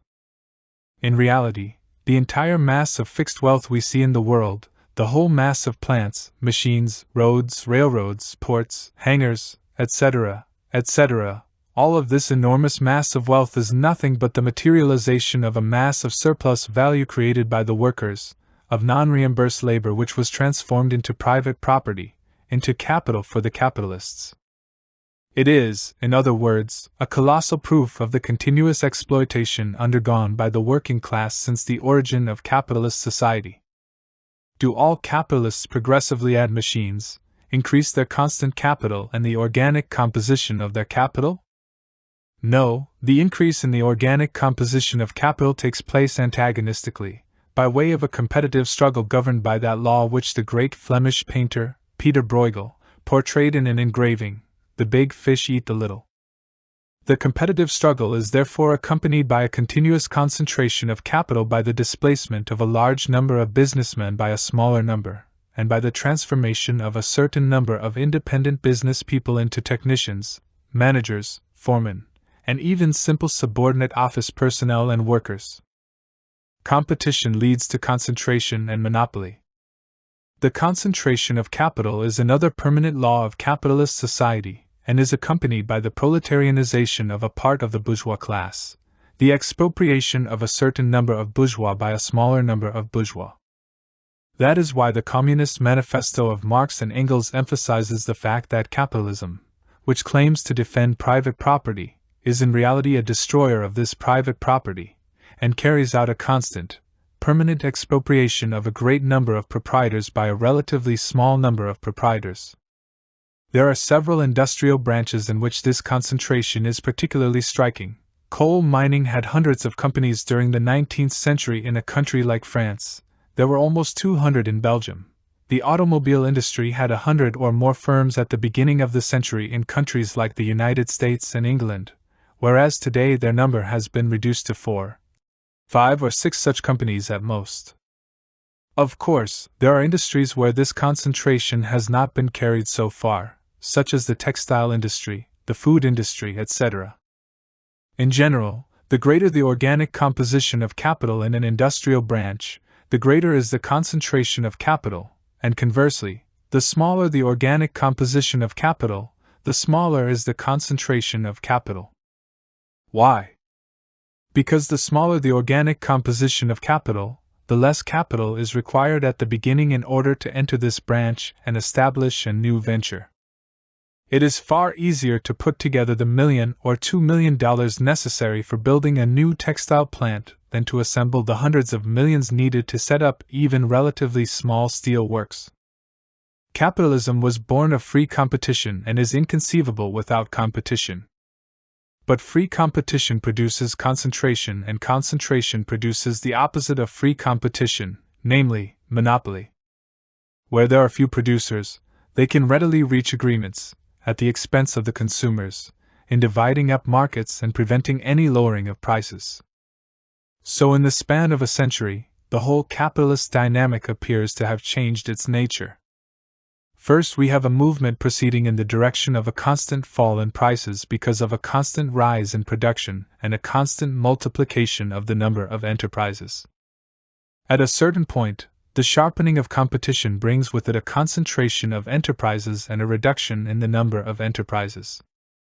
The remaining companies are now able to reach agreement on preventing further price reductions, and such agreement can only be honored, of course, by limiting production. The era of monopoly capitalism thus displaces the era of free competitive capitalism at the beginning of the last quarter of the 19th century. Naturally, when we speak of monopoly capitalism, we must not in the least presume a capitalism which has completely eliminated competition. There is no such thing. We simply mean a capitalism whose basic behavior has changed, that is to say, it no longer strives for a constant lowering of prices by means of a constant increase in production. It uses the technique of dividing up the market, of setting up market quotas. But this process winds up in a paradox. Why do capitalists who began as competitors now turn to concerted action in order to limit this competition and to limit production as well? The answer is that it is a method of increasing their profits. They only do so if it brings them more profits.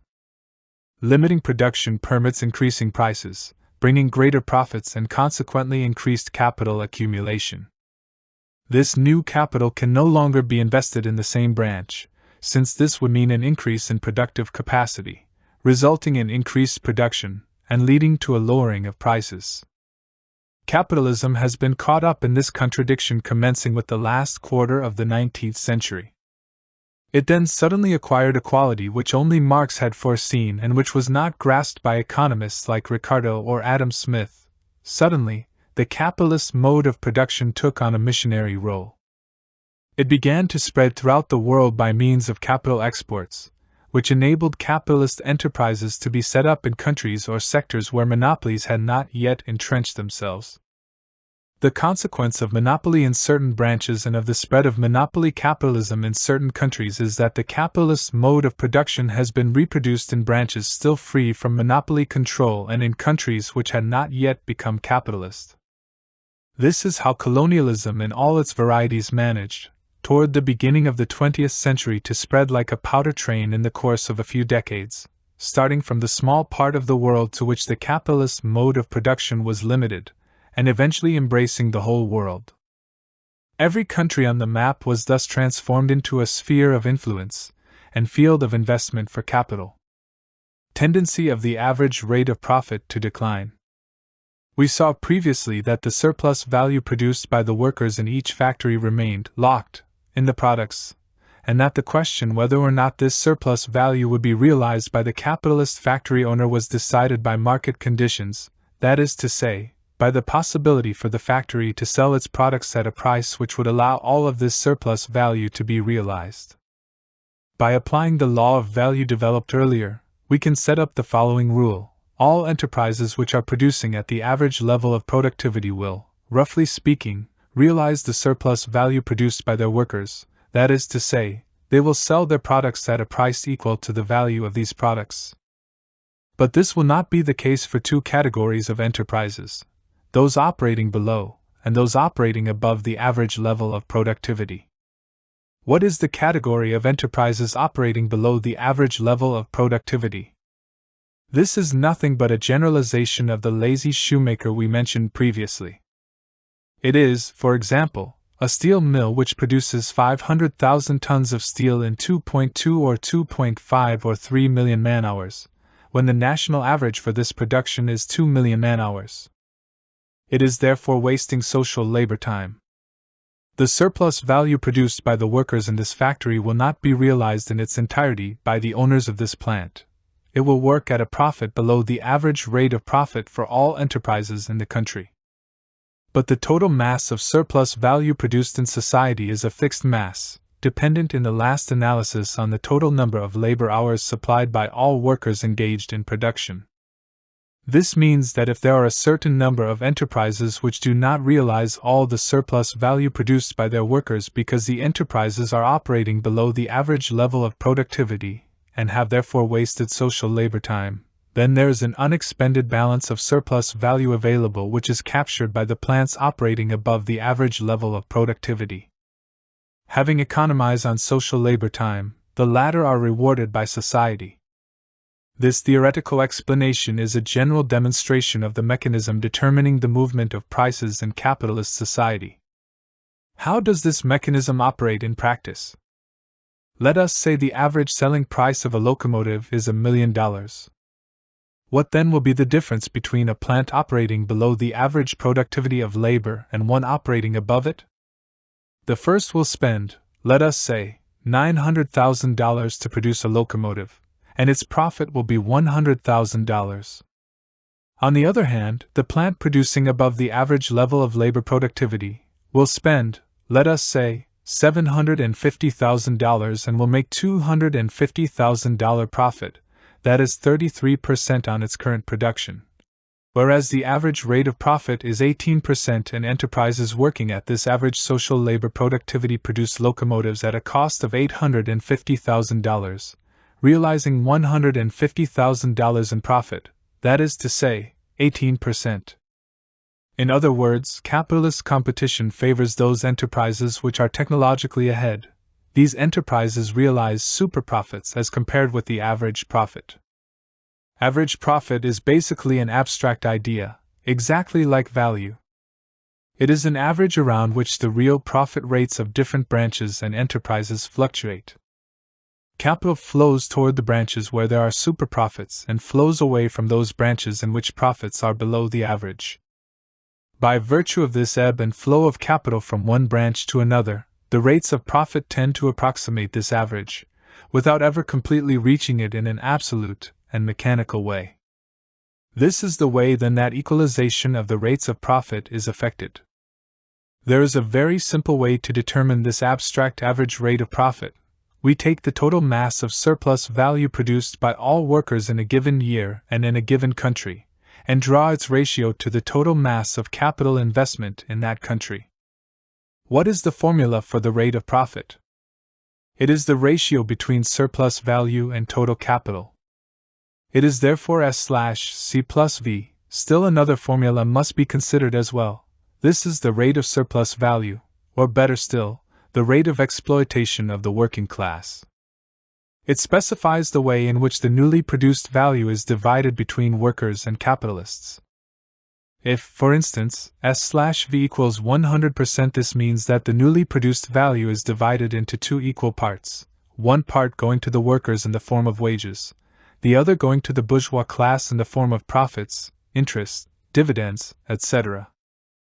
When the exploitation rate of the working class is 100%, the 8-hour working day then consists of two equal parts, 4 hours of labor in which the workers produce the counter-value of their wages, and 4 hours in which they supply gratuitous labor, labor which is not paid for by the capitalists, and its product appropriated by the latter. At first sight, it seems that if the organic composition of capital C/V increases, the profit rate S/C plus V will decline, since C becomes increasingly greater relative to V, and S is a product of V and not of C. But there is a factor that can neutralize the effect of an increase in the organic composition of capital. It is precisely an increase in the surplus value rate. If S over V, the surplus value rate increases, this means that in the fraction S/C plus V, both the numerator and denominator increase, and in this case the value of the fraction can remain the same, under conditions where the two increases occur in a certain proportion. In other words, an increase in the surplus value rate can neutralize the effects of an increase in the organic composition of capital. Let us assume that the value of production C plus V plus S goes from 100 C plus 100 V plus 100 S to 20 OC plus 10 OV plus 100 S. The organic composition of capital will therefore go from 100 to 200%. The profit rate will fall from 50 to 33%. But if at the same time the surplus value goes from 100 to 150, that is to say, the surplus value rate goes from 100 to 150%, then the profit rate 150/300 remains at 50%. The increase in the surplus value rate neutralizes the effect of the increase in the organic composition of capital. Can these two movements occur in exactly the necessary proportions for them to neutralize each other? Here we touch the basic weakness, the Achilles heel of the capitalist system. These two movements cannot develop proportionally over the long run. There is no limit whatever to the increase in the organic composition of capital. For V there is a theoretical limit of 0, assuming the arrival of total automation. But can S/V also increase in an unlimited way, without any limit whatever? No, for in order to produce surplus value it is necessary to have working workers, and this being the case, the fraction of the workday in which the worker reproduces his own wage cannot fall to 0. It can be reduced from 8 hours to 7, from 7 hours to 6, from 6 hours to 5, from 5 hours to 4, from 4 hours to 3, from 3 hours to 2, from 2 hours to 1, from 1 hour to 50 minutes. It would already be a fantastic productivity which would permit the worker to produce the counter-value of his entire wage in 50 minutes. But he could never reproduce the counter-value of his wage in 0 minutes and 0 seconds. There is a residual which capitalist exploitation can never suppress. This means that in the long run the fall in the average rate of profit is inevitable, and I personally believe, contrary to the idea of quite a few Marxists, that this fall is also demonstrable in statistics, that is to say that the average rates of profit today in the big capitalist countries are much lower than they were 50, 100, or 150 years ago. Of course, if we examine shorter periods, there are fluctuations up and down. There are numerous factors which come into play. We will discuss them later, when dealing with neocapitalism. But for the long run, the movement is very clear, both for interest rates and profit rates.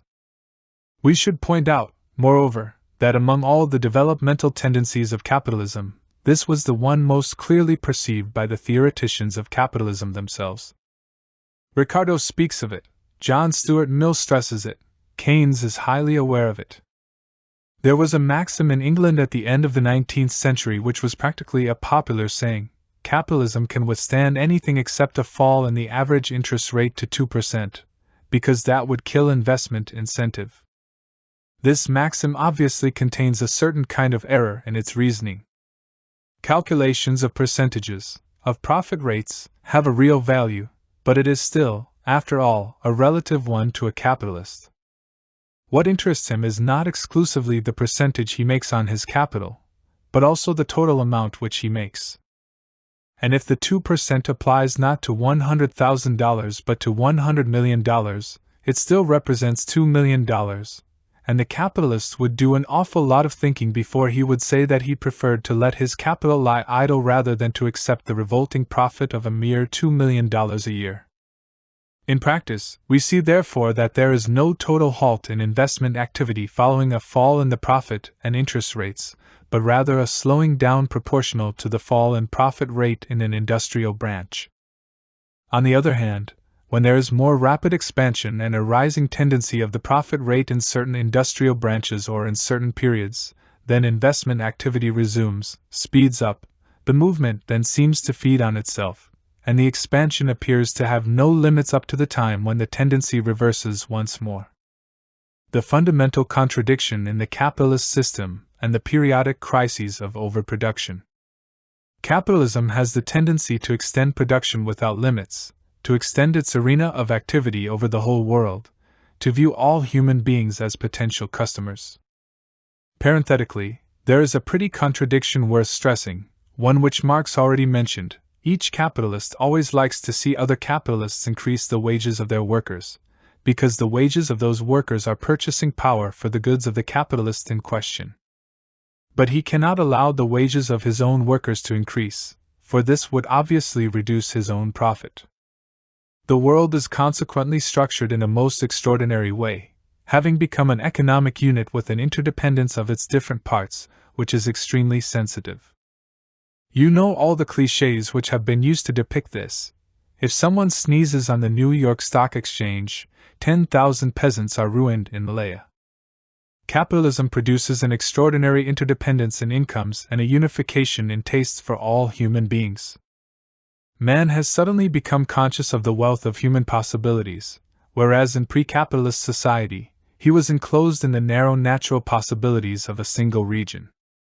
In the Middle Ages, pineapples were not eaten in Europe, only locally grown fruits, but today we eat fruits which may have been produced anywhere in the world and are even beginning to eat fruits from China and India which we were not accustomed to eating prior to the Second World War. There are consequently mutual links being established among products and among men. Expressed in other terms, there is a progressive socialization of all economic life, which is becoming a single assemblage, a single fabric. But this whole movement of interdependence is simply centered in an insane way around private property, private appropriation, by a small number of capitalists whose private interests, moreover, collide more and more with the interests of the billions of human beings included in this assemblage. It is in the economic crises that the contradiction between the progressive socialization of production and the private appropriation which serves as its driving power and its support breaks out in the most extraordinary way. For capitalist economic crises are incredible phenomena like nothing ever seen before. They are not crises of scarcity, like all pre-capitalist crises. They are crises of overproduction. The unemployed die of hunger not because there is too little to eat but because there is relatively too great a supply of foodstuffs. At first sight the thing seems incomprehensible. How can anyone die because there is a surplus of food, because there is a surplus of goods? But the mechanism of the capitalist system makes this seeming paradox understandable. Goods which do not find buyers not only do not realize their surplus value but they do not even return their invested capital. The slump in sales therefore forces businessmen to suspend their operations. They are therefore forced to lay off their workers, and since the laid-off workers have no reserves, since they can subsist only when they are selling their labor power, unemployment obviously condemns them to the starkest poverty, and precisely because the relative abundance of goods has resulted in a slump in sales. The factor of periodic economic crises is inherent in the capitalist system and remains insurmountable.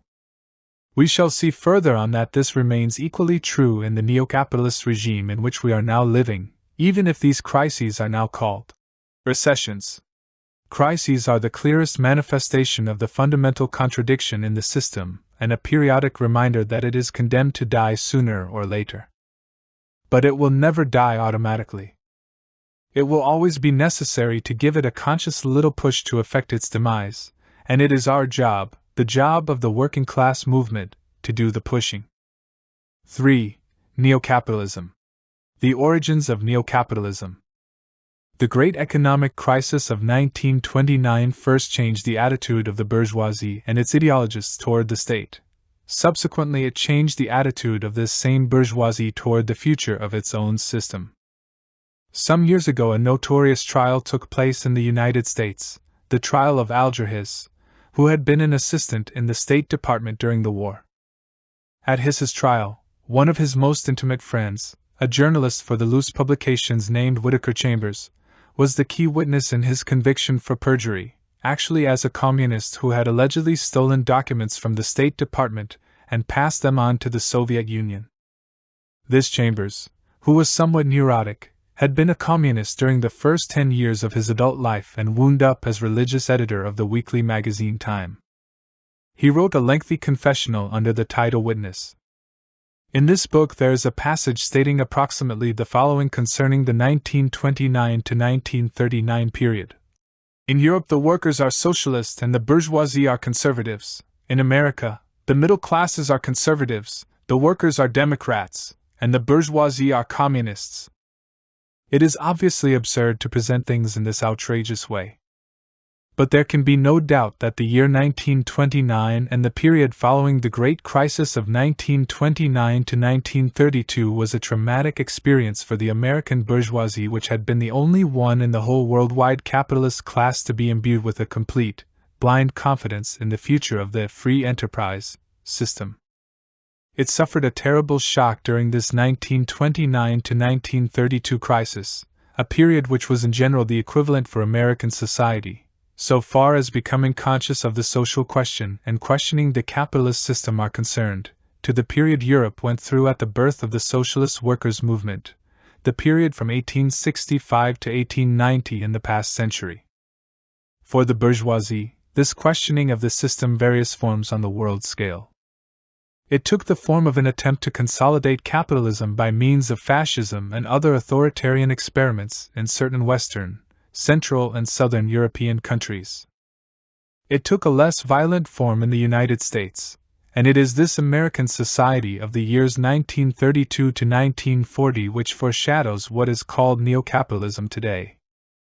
Why is it that it was not an extended and generalized fascist experience which gave neocapitalism its fundamental characteristic, but rather the experiment of an idyllic détente in social tensions?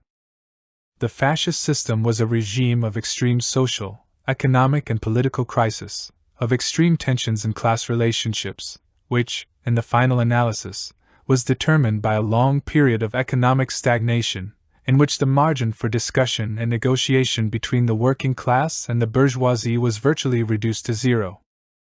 The capitalist system had become incompatible with any residue of a more or less independent working class movement. In the history of capitalism, we can distinguish between its periodic crises which recur every 5, 7, or 10 years and its cycles of a longer period, which were first discussed by the Russian economist Kondratiev, and which may be called long-term cycles of 25 to 30 years. A long-term cycle characterized by high growth rates is often followed by a long-term cycle characterized by a lower growth rate. It seems obvious to me that the period of 1913 to 1940 was one of these long-term cycles of stagnation in capitalist production, during which all the successive cycles from the crisis of 1913 to that of 1920, from the crisis of 1920 to that of 1929, were marked by particularly severe depressions because of the fact that the long-term trend was one of stagnation. The long-term cycle which began with the Second World War, and in which we still remain, let us call it the 1940 to 1965 or 1940 to 1970 cycle, has, on the contrary, been characterized by expansion, and because of this expansion, the margin for negotiation and discussion between the bourgeoisie and the working class has been enlarged. The possibility has thus been created for strengthening the system on the basis of granting concessions to the workers, a policy which is being practiced on an international scale in Western Europe and North America and may even be extended to several countries in Southern Europe in the near future. This neo-capitalist policy is based on rather close collaboration between an expansive bourgeoisie and the conservative forces of the labor movement, and is fundamentally sustained by a rising trend in the standard of living of the workers. Nevertheless, in the background of this whole development remains the question mark placed over the system, the doubts regarding the future of the capitalist system, and on that level there is no longer any doubt. In all the decisive layers of the bourgeoisie, the deepest conviction reigns that the automatism of the economy of and by itself, the market mechanism, cannot ensure the survival of the system, that it is no longer possible to rely on the automatic internal functioning of capitalist economy, and that a conscious and expanding intervention, more and more regular and systematic in character, is necessary in order to save this system. To the extent that the bourgeoisie itself is no longer confident that the automatic mechanics of capitalist economy will sustain its rule, another force must intervene for any long-term salvation of the system, and this force is the state.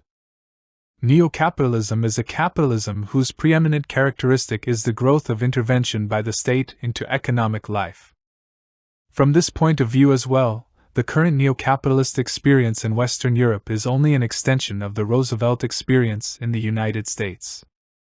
To understand the origins of present-day neo-capitalism, however, we must also take a second factor into account to explain the growing intervention in economic life by the state, and that is the Cold War. More generally, this can be viewed as the challenge which the totality of anti-capitalist forces have hurled at world capitalism. This climate of challenge makes the perspective of another serious economic crisis of the 1929 to 1933 type completely intolerable to capitalism. Imagine what would happen in Germany if there were 5 million unemployed in West Germany while a scarcity of labor existed in East Germany. It is easy to see how intolerable this would be from a political point of view, and this is why state intervention into the economic life of the capitalist countries is above all anti-cyclic, or, if you prefer, anti-crisis in character. A permanent technological revolution. let us dwell a moment upon this phenomenon of long-term expansion. Without this, the specific neo-capitalism we have witnessed in Western Europe for 15 years is incomprehensible. This long-term cycle started in the United States with the Second World War. In order to understand the causes of this phenomenon, we must remember that in most of the other expanding cycles in the history of capitalism we find the same common element repeated: technological revolutions. It is no accident that a cyclical expansion of the same kind preceded the period of stagnation and crisis of 1913 to 1940. The end of the 19th century was an extremely peaceful period in the history of capitalism, during which there were no wars, or practically none, except for colonial wars, and during which a whole series of technological researches and discoveries from the previous phase began to find their application.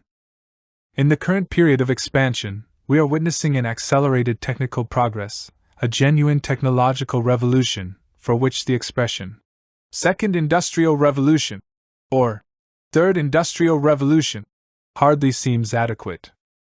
We find ourselves, in fact, before an almost uninterrupted transformation of the techniques of production. This phenomenon is virtually a byproduct of the permanent arms race, of the Cold War in which we have been involved since the end of the Second World War. In fact, if you carefully examine the origin of 99% of the technological changes applied to production, you will see that they are military. You will see that these changes are byproducts of new techniques which first found their application in the military sphere. It is only later, after a longer or shorter time lag, that they come into the public domain to a certain extent and are applied in the sphere of civilian production.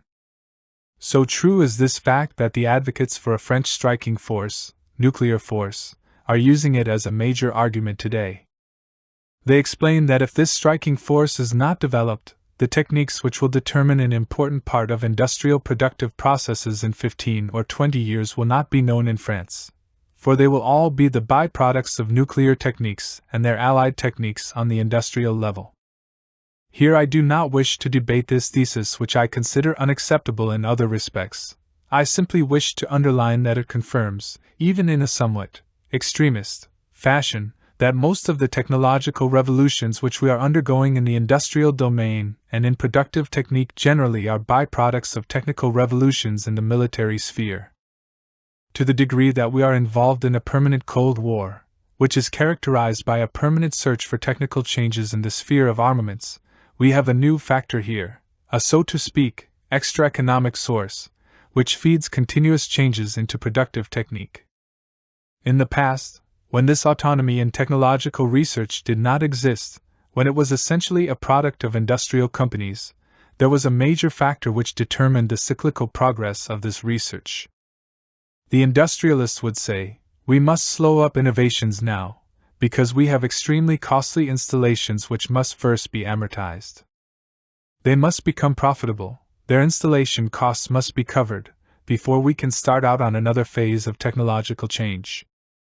This is so true that economists like Schumpeter, for example, have used this cyclical rhythm in technical revolutions as the basic explanation for successive long-term cycles of expansion, or for long-term cycles of stagnation.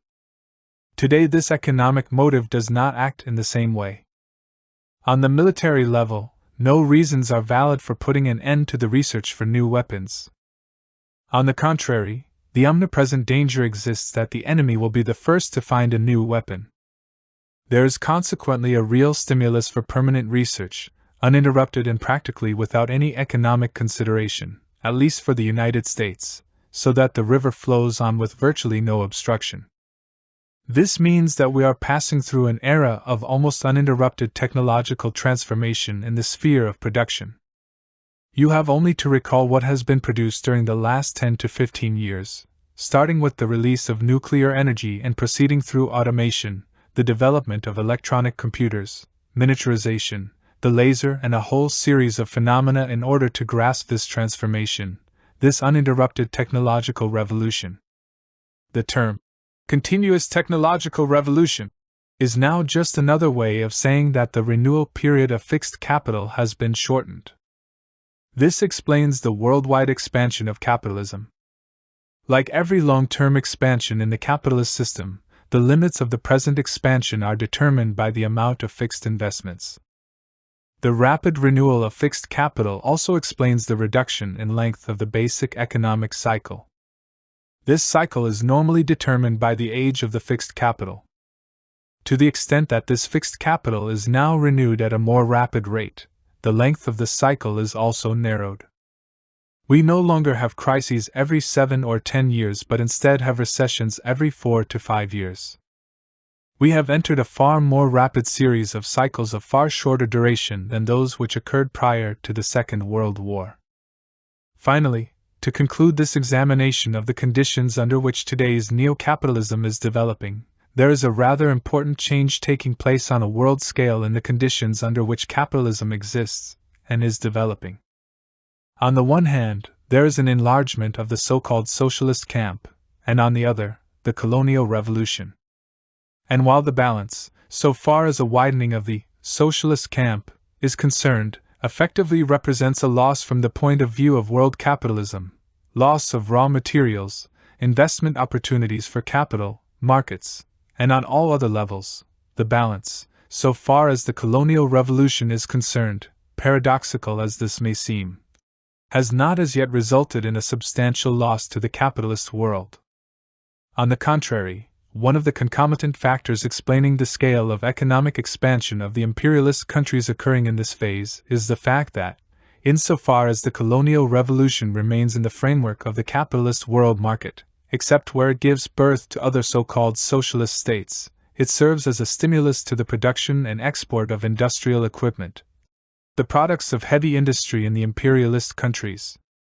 This means that the industrialization of the underdeveloped countries, neocolonialism, the development of a new bourgeoisie in the colonial countries, all constitute further supports, together with the technological revolution, for the long-term expansion trend in the advanced capitalist countries. Since these fundamentally have the same effects, they also lead to a growth in production for heavy industry and for the industries engaged in mechanical construction in the manufacture of machinery. A part of this machinery serves for the accelerated renewal of fixed capital in the advanced capitalist countries. Another part serves for the industrialization, the mechanization of the newly independent colonial countries. By approaching the subject in this way, we are able to grasp the deeper meaning of the neo-capitalist phase which we are now witnessing, which is that of a long-term expansion of capitalism, a period which I believe is limited in time, just like similar periods in the past. I do not in the least believe that this period of expansion will last forever and that capitalism has now found the philosopher's stone which will allow it to avoid not only its cyclical crises but also its long-term cycles of successive relative expansion and stagnation. But it is this phase of expansion which now confronts the working-class movement of Western Europe with its specific problems. Let us now turn to the fundamental characteristics of this governmental intervention into capitalist economy. The importance of armament expenditures. The first objective phenomenon which is a tremendous factor in facilitating the growing governmental intervention in the economic life of the capitalist countries is precisely this permanence of the Cold War, and this permanence in the armaments race. To say permanence of the Cold War, permanence in the armaments race, permanence of an extremely high military budget, is also to say state control of an important part of the national income. If we compare the economies of all the big advanced capitalist countries of today with those of all the capitalist countries prior to the First World War, we immediately see the extremely important structural change which has taken place and which is independent of every theoretical consideration and research. It is a consequence of the rise in the military budget. Whereas prior to 1914 the total state budget took 5%, 6%, 4%, 7% of the national income, the budgets of capitalist states today represent 15%, 20%, 25%, or even in some cases 30% of this income. If for the moment we disregard all considerations of interventionism, the very fact alone of this increase in permanent armament expenses signifies that the state is already controlling an important part of the national income. I have stated that this Cold War may remain permanent for a long period. That is my personal conviction. It is permanent because the class contradictions between the two camps confronting each other on a world scale are permanent. Because there is no logical reason for assuming, whether for the short or long run, that the international bourgeoisie will voluntarily disarm in the face of its global enemies, or that the Soviet Union and the United States will reach an agreement which might permit a rapid reduction in these armament expenses by 1/2 or 2/3 or 3/4. We therefore start from the point that permanent military expenses will tend to rise in amount and importance relative to the national income, or to become stabilized, that is to say, increase to the extent that the national income will expand during this phase. And it is the very fact of this expansion in military expenses which creates the important role played by government in economic life. You may know the article by Pierre Neville published in the Nouvelle Revue Marxiste several years ago. In it he reprinted a set of figures presented by the director of the French budget in 1956, showing the practical importance of military expenses for a whole series of industrial branches. There are many industrial branches, ranking very high in importance and among the leaders in technological development, which are working mainly on contracts with the state, and which would be condemned to an early demise if these state contracts disappeared: aeronautics, electronics, naval construction, telecommunications, and even the engineering profession, and of course, the nuclear industry. In the United States the situation is similar, but to the degree that these leading branches are more highly developed and that the American economy is on a larger scale, these branches constitute the economic axis for whole geographic regions. It can be said that California, which is the state undergoing the greatest expansion, is largely living off the American military budget. If the country had to disarm and remain capitalist, it would be a catastrophe for the state of California, where the missile industry, military aviation industry, and electronic industry are all concentrated. It is unnecessary to draw a picture to illustrate the political effects of this special situation on the attitude of California's bourgeois politicians. You will hardly find them at the head of the struggle for disarmament. A second phenomenon of this expanding phase, which at first sight appears to be in contradiction with the first, is the increase in what might be called social expenditures, that is, everything tied more or less closely to social insurance. These outlays have been constantly increasing in governmental budgets generally, and constitute a significant part of the national income over the past 25 to 30 years. How crises are amortized in a recession. This growth in social welfare expenditures is the result of several concomitant phenomena. There is, first of all, the pressure of the working class movement, which has always aimed at ameliorating one of the most distinct characteristics of the proletarian condition: insecurity. Since the value of labor power only roughly covers the needs of its current upkeep, every interruption in the sale of this labor power, that is to say, every accident which interferes with the worker's normal job, unemployment, sickness, disability, old age, casts the proletarian into the depths of poverty. In the beginning of the capitalist system, there was only charity, private or public, to which the jobless workers could turn in distress, with only insignificant material results, and at the price of a terrible blow to his human dignity. Little by little, the working class movement has imposed the principle of social insurance, first voluntary, then compulsory, against these blows of fate: health insurance, unemployment compensation, old age insurance. And the struggle has finally wound up with the principle of social security, which would theoretically cover the wage and salary earner against all losses of current earnings. Then there is a certain interest on the part of the state. The institutions receiving the great amounts used for financing this social security program often have large amounts of liquid funds. They can invest these funds in government obligations, make loans to the state, short-term obligations, as a rule. The Nazi regime applied this technique, and it subsequently spread to most of the capitalist countries. The ever-mounting size of these social security funds has, moreover, brought about a special situation, posing a theoretical and practical problem to the working class movement. The latter properly considers that all funds paid into the Social Security Fund, either by the employers, or by the state, or by withholdings from the wages of the workers themselves, simply constitutes a part of wages, an indirect wage, or deferred wage. This is the only reasonable point of view, and one harmonizing, moreover, with the Marxist theory of value, since everything received by the worker in exchange for his labor power should in effect be considered the price of that labor power, regardless of whether it is paid him immediately, direct wage, or later, deferred wage. For this reason, parity management, union employer, or union state, of Social Security funds must be considered as a violation of a worker's right. Since these funds belong only to the workers, any unwarranted interference in their management by social groups other than the trade unions must be rejected.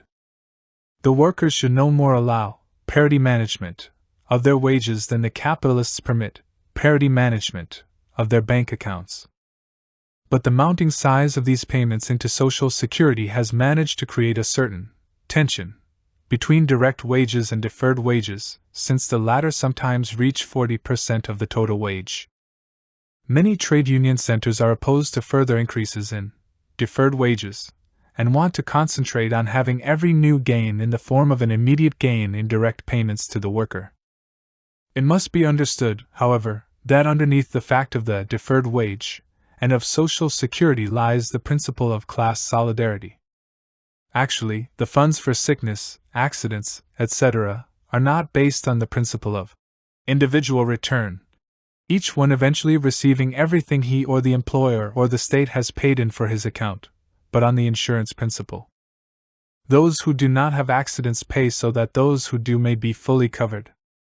The underlying principle in this practice is that of class solidarity, i.e., the interest of the workers in avoiding the creation of a subproletariat, which would not only undermine the militancy of the laboring masses, each individual fearing to be driven into this subproletariat sooner or later, but would also represent a danger of competition for jobs and its threat to wages. Under these conditions, instead of complaining about the excessive scale of the deferred wage, we should demonstrate its pitiful inadequacy, for it brings about a terrible drop in the standard of living of most old workers, even in the most prosperous capitalist countries. The effective answer to the problem of the tension between direct and indirect wages is the demand to replace the principle of a solidarity limited solely to the laboring class by the principle of a solidarity widened to include all citizens, the transformation of Social Security into national services, of health, full employment, old age, financed by a progressive tax on incomes. Only in this way can the deferred wage wind up as a genuinely important increase in wages and a genuine redistribution of the national income in favor of the wage earners. It must be recognized fully that up to now this has not been accomplished on a great scale under the capitalist system, and it is even necessary to pose the question of whether this can be realized without provoking a capitalist reaction of such character that we would soon find ourselves in a period of revolutionary crisis. In point of fact, the most interesting experiences with Social Security, such as the one introduced in France after 1944 and more particularly, the National Health Service in Great Britain after 1945, were financed to a far greater extent by taxing the workers themselves, mainly by increasing indirect taxes and by increased taxation of even modest wages, as in Belgium for example, than by taxation of the bourgeoisie. That is why we have never seen a genuine and radical redistribution of the national income by taxation in the capitalist system. It remains one of the great myths of reformism. There is another aspect to this growing importance of deferred wages, of social insurance, to the national income of industrialized capitalist countries. It is their anti-cyclical characteristic. Here we find another reason why the bourgeois state, neo-capitalism, is interested in increasing the volume of these deferred wages. It is because it plays the role of a shock-absorbing cushion in preventing too sudden and too violent a drop in the national income in the event of a crisis. Formerly, when a worker lost his job, his income fell to zero. When a fourth of the labor force in a country was unemployed, the income of wage earners and salaried workers automatically decreased by a fourth. The terrible consequences of this drop in income, this drop in total demand for capitalist economy in general, has frequently been described. It gave the capitalist crisis the appearance of a chain reaction, which kept on going with terrifying logic and inevitability. Let us assume that the crisis breaks out in a sector producing machines and that this sector is compelled to close its plants and discharge its workers. The loss of income by the latter radically reduces their purchases of consumer goods. Because of this, there is very soon an overproduction in the sector making consumer goods, which, in its turn, is soon compelled to close its plants and dismiss some of its personnel. Again, therefore, there will be a further drop in the sales of consumer goods, and an increase in inventories. At the same time, the plants manufacturing consumer goods, being hard hit, will reduce or cancel their orders for machines, which will bring about the shutdown of more firms engaged in heavy industry, consequently, the dismissal of another group of workers, followed by a new drop in buying power for consumer goods, with another consequent sharpening of the crisis in the light industrial sector, which will in its turn create new layoffs, etc. But once a system of effective unemployment insurance has been instituted, these cumulative effects of the crisis are dampened. The greater the unemployment compensation, the stronger will be the dampening effect on the crisis. Let us return to the description of the beginning of the crisis. The sector manufacturing machinery experiences an overproduction and has to lay off some of its personnel. But when the unemployment compensation amounts to, let us say, 60% of his wages, this layoff no longer means a total loss of income to the unemployed, but only a reduction of 40% in his income. 10% unemployment in a country no longer means an overall drop in demand of 10% but only of 4%. 25% unemployment now means no more than a 10% drop in income. And the cumulative effect of this reduction, which is figured in academic economic science by applying a multiplier to this reduction in demand, will be correspondingly reduced. The crisis will not hit the consumer goods sector so forcefully. The latter will therefore lay off far fewer workers. It will be able to continue some of its orders for machines, etc. In brief, the crisis does not spread out in the form of a spiral, it is stopped midway. Then it begins to be resolved. What we now call a recession is nothing but a classical capitalist crisis which has been abetted, particularly by means of social insurance. In my Marxist economic theory, I cite data on the last American recessions which empirically confirm this theoretical analysis. In fact, according to these figures, it appears that the recessions of 1953 and 1957 began with extreme sharpness and had an amplitude comparable in every respect to the severest crises of capitalism in the past, 1929 and 1938. But contrary to these pre-Second World War crises, the recession of 1953 and of 1957 stopped expanding after a certain number of months, were consequently stopped halfway, then began to recede. We now understand one of the fundamental causes for this transformation of crises into recessions. From the standpoint of the distribution of the national income between capital and labor, the mounting size of the military budget has an opposite effect to the similar increase in deferred wages, since in every case a part of the deferred wage always stems from supplementary payments by the bourgeoisie. But from the standpoint of its anti-cyclical effects, the mounting size of the military budget, of public expenses generally, and the mounting size of social insurance play identical roles in abating the violence of crises, and gives neo-capitalism one of its special aspects. Aggregate demand can be divided into two categories: the demand for consumer goods and the demand for producer goods, machines and equipment. The expansion in social security funds makes it possible to avoid an extreme drop in expenditures, in demand, for consumer goods after the outbreak of a crisis. The expansion in public expenditures, especially in military expenditures, makes it possible to avoid an extreme drop in expenditures, in demand for producer goods. Thus, these distinctive traits of neo-capitalism operate in both sectors, not in suppressing the contradictions of capitalism. Crises break out just as they did before. Capitalism has not found a means of ensuring a more or less harmonious and uninterrupted growth, but in reducing their amplitude and seriousness, at least temporarily. The framework for this process must be a long-term period of accelerated growth, but at the cost of permanent inflation. The tendency to permanent inflation. One of the consequences of all the phenomena we have just discussed, all of them anti-cyclic in their effect, is what may be called a tendency to permanent inflation. This has become an obvious manifestation in the capitalist world since 1940, since the beginning or eve of the Second World War. The fundamental cause of this permanent inflation is the importance of the military sector, of the armament sector, in the economy of most capitalist countries. The production of armaments has this special characteristic: it creates purchasing power in exactly the same way that production of consumer goods or production of producer goods does. Wages are paid in plants making tanks or rockets, just as they are paid in plants manufacturing machines or textiles.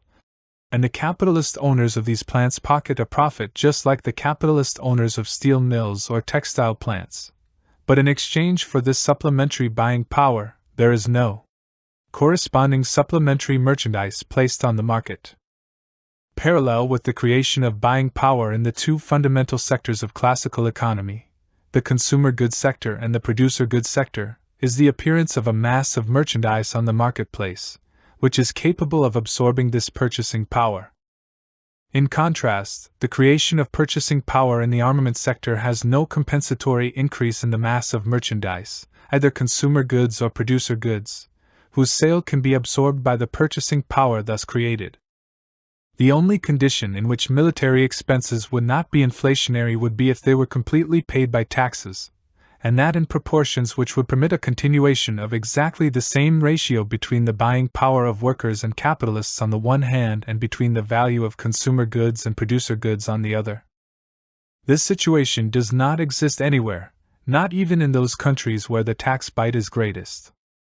In the United States, in particular, total military expenses are not at all covered by taxation, by a reduction in the supplementary buying power, so that there is a corresponding tendency toward permanent inflation. There is also a phenomenon of a structural nature in capitalist economy in the period of monopoly which has the same effect, namely, the rigidity of prices so far as any decline is concerned. The fact that the great monopolistic trusts virtually or completely control a whole series of markets, particularly the producer goods and hard consumer goods markets, shows up in an absence of price competition in the classical meaning of the term. Whenever supply is less than demand, prices increase, whereas when supply exceeds demand, prices do not fall but remain stable or fall only slightly. This is a phenomenon which has been noted in heavy industry and in the durable consumer goods markets over practically 25 years. It is moreover a phenomenon tendentially linked to the long-term cycle previously discussed, for it must be frankly acknowledged that we cannot predict changes in the prices of durable consumer goods after the close of this long-term period of expansion. It cannot be excluded that when the automobile industry will increase its excess productive capacity, this will wind up with a new competitive struggle over prices and with spectacular declines.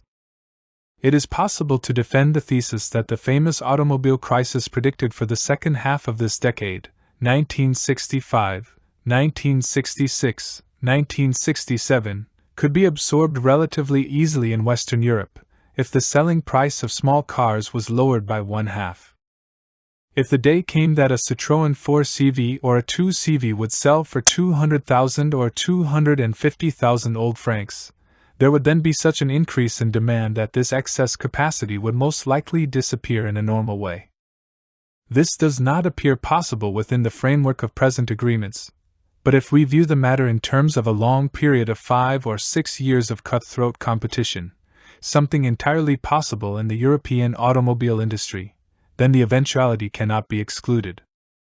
Let us immediately add that there is a more likely eventuality, one in which excess productive capacity is suppressed by the shutting down and disappearance of a whole set of firms, in which case the disappearance of this excess capacity will prevent any important drop in prices. That is the normal reaction to such a situation in the system of monopoly capitalism. The other reaction must not be completely excluded, but up to this time we have not witnessed it in any sphere. In the oil industry, for example, the phenomenon of potential overproduction has existed for 6 years, but the lowering of prices permitted by the big trusts, which operate at profit rates of 100% and 150%, is a drop in the bucket. The price reductions amount to 5 or 6%, whereas the trusts could reduce the price on gasoline by 50% if they wanted to. Economic planning. The other side of the neo-capitalist coin has to do with the body of phenomena which has been summed up in the terms managed economy, economic programming, or still further indicative planning. It is another form of conscious intervention in the economy, contrary to the classical spirit of capitalism, but it is an intervention which is characterized by the fact that it is no longer mainly a governmental act but is more an act of collaboration, of integration, between government on one side and capitalist groups on the other.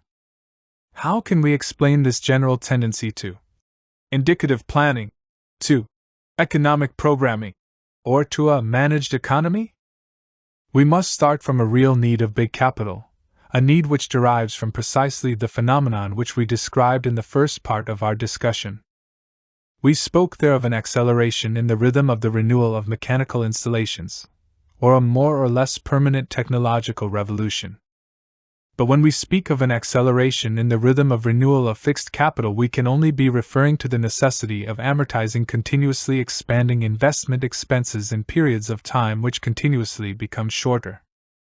Certainly, this amortization must be planned and calculated in the most accurate way possible, so as to preserve the economy from short-term fluctuations, which contain the danger of creating incredible disorder in enterprises operating with millions of dollars. This fundamental fact is the cause of capitalist economic programming for its drive toward a managed economy. Today's capitalism of the great monopolies assembles tens of millions of dollars in investments which have to be amortized speedily. It can no longer afford to run the risk of substantial periodic fluctuations. It consequently requires a guarantee that its amortization costs will be covered and assurance that its revenue will continue, at least for average periods of time corresponding more or less to the amortization period of its fixed capital, periods which now extend between 4 and 5 years. Moreover, the phenomenon has emerged directly from within the capitalist enterprise itself, in which the ever-increasing complexity of the productive process implies increasingly precise planning efforts in order for it to function as a whole. Capitalist programming is, in the last analysis, nothing but the extension, or more exactly, the coordination on a national level of what has already been happening on the level of the large capitalist enterprise or capitalist groupings such as the trust or cartel embracing a group of companies. What is the fundamental characteristic of this indicative planning? It is essentially different in nature from socialist planning. It is not mainly concerned with setting up a set of objectives and production figures and ensuring the attainment of these goals. Its major concern is with coordinating the investment plans already drawn up by private firms and with effecting this necessary coordination by proposing, at the very most, certain objectives considered to have priority on the governmental level. These are, of course, objectives corresponding to the general interest of the bourgeois class. In a country like Belgium or Great Britain, the operation has been effected in a pretty crude way. In France, where everything happens on a much more refined intellectual level, and a great deal of camouflage is used, the class nature of the mechanism is less obvious. It is nonetheless identical with that of the economic programming of the other capitalist countries. In essence, the activity of planning commissions, of planning bureaus, of programming bureaus, consists of consulting representatives of various employer groups, examining their investment projects and market forecasts, and harmonizing the forecasts of the different sectors with each other, and endeavoring to avoid bottlenecks and duplications. Gilbert Matthew published 3 good articles on this subject in Le Monde, March 2, 3 and 6, 1962, in which he pointed out that as against 280 trade unionists who have participated in the work of the different planning commissions and subcommissions, there were 1,280 company heads or representatives of employer associations. In practice, Mr. François Peroux believes, the French plan is often set up and put into operation under the preponderant influence of the big companies and financial institutions. And Lebrun, although one of the most moderate trade union leaders, asserts that French planning is essentially arranged between the higher agents of capital and the higher civil servants, the former normally having greater weight than the latter. This confrontation and coordination of the decisions of firms is, moreover, very useful for capitalist entrepreneurs, It constitutes a kind of sounding out of the market on a national scale and over a long term, something very difficult to achieve with present techniques. But the basis for all these studies, all these calculations, still remains the figures advanced as forecasts by the employers. There are consequently two characteristic fundamental aspects to this kind of programming or indicative planning. On the one hand, it is narrowly centered on the interests of the employers, which are the initial element in the calculation. And when we say employers, we do not mean all employers, but rather the dominant layers of the bourgeois class, that is to say, the monopolies and trusts. To the degree that a conflict of interest between very powerful monopolies may sometimes arise, remember the 1962 conflict in America between the steel producer trusts and the steel consumer trusts regarding steel prices. The government plays a certain role as arbitrator between capitalist groups. It is, in some respects, an administrative council of the bourgeois class acting in behalf of all stockholders, of all members of the bourgeois class, but in the interest of the dominant group rather than in the interests of democracy and the larger number. On the other hand, there is an uncertainty lying at the base of all of these calculations, an uncertainty arising from the fact that the programming is based purely on forecasts, and from the additional fact that the government has no means for carrying out such programming. As a matter of fact, neither do the private interests have any way of assuring the fulfillment of their forecasts. In 1956-60, the programmers of the Communauté Européenne du Charbon et de l'Acier, European Coal and Steel Community, as well as those of the Belgian Ministry of Economic Affairs, twice missed the mark badly in their forecasts of coal consumption for Western Europe and especially for Belgium. The first time, prior to and during the crisis in supplies caused by the Suez events, they forecast a substantial increase in consumption for 1960 and a consequent increase in coal production, with Belgian production going from 30 million tons of coal annually to 40 million tons. In reality, it fell from 30 to 20 million tons during 1960. The programmers had consequently committed a compound error of rather significant proportions. But no sooner was this one on record when they made another in the opposite direction. While this drop in coal consumption was occurring, they predicted that the trend would continue and declared that it was also necessary to continue closing coal mines.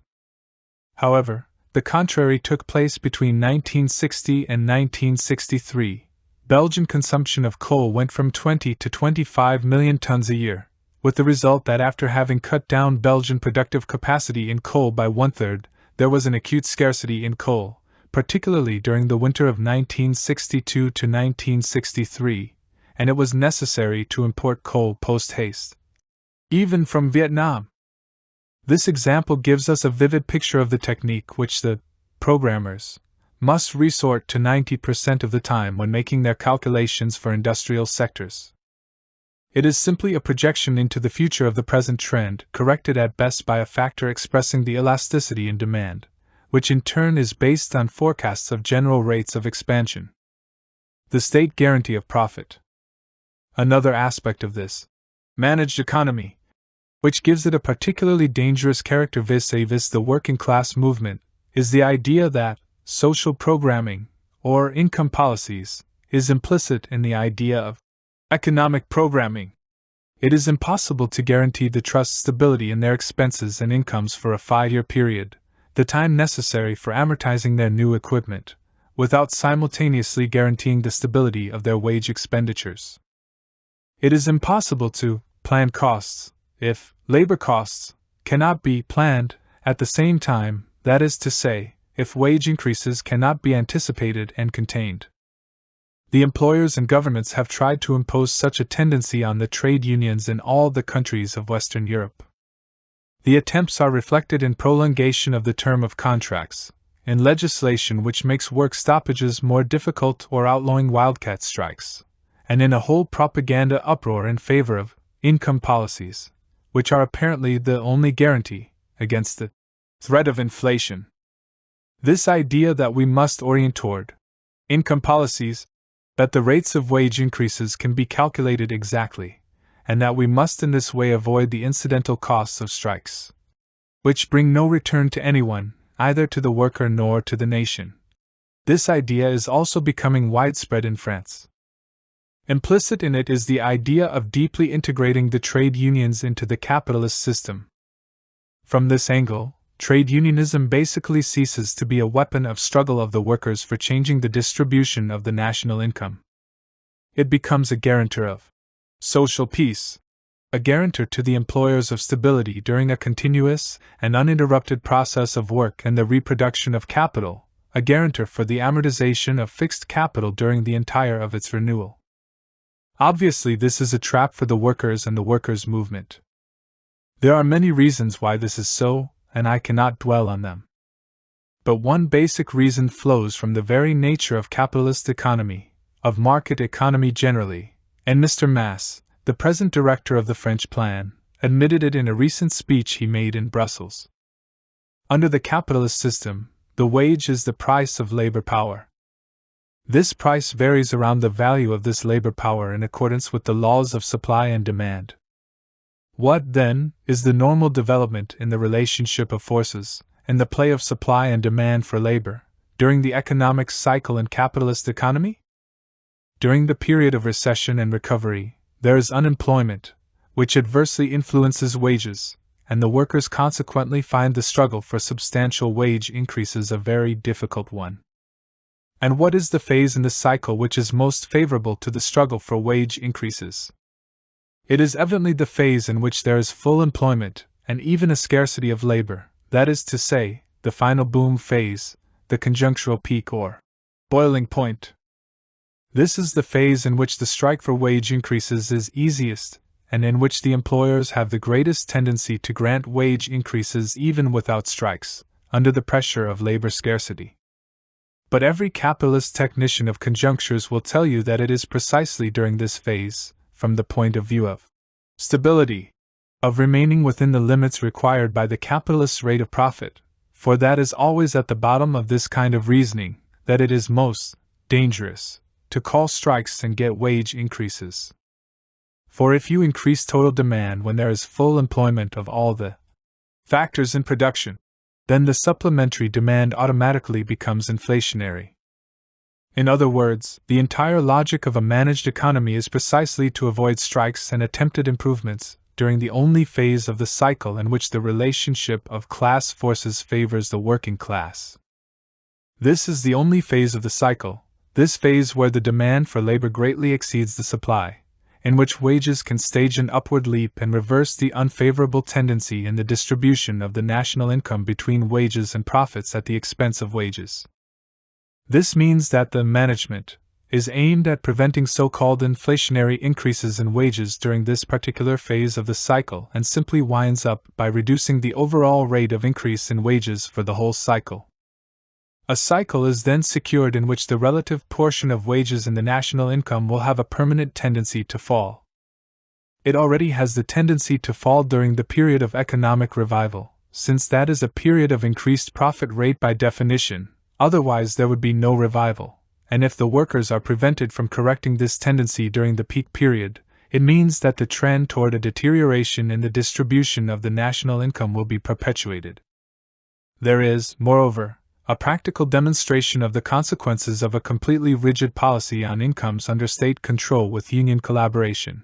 It has been practiced in Holland since 1945, and the results are a matter of record.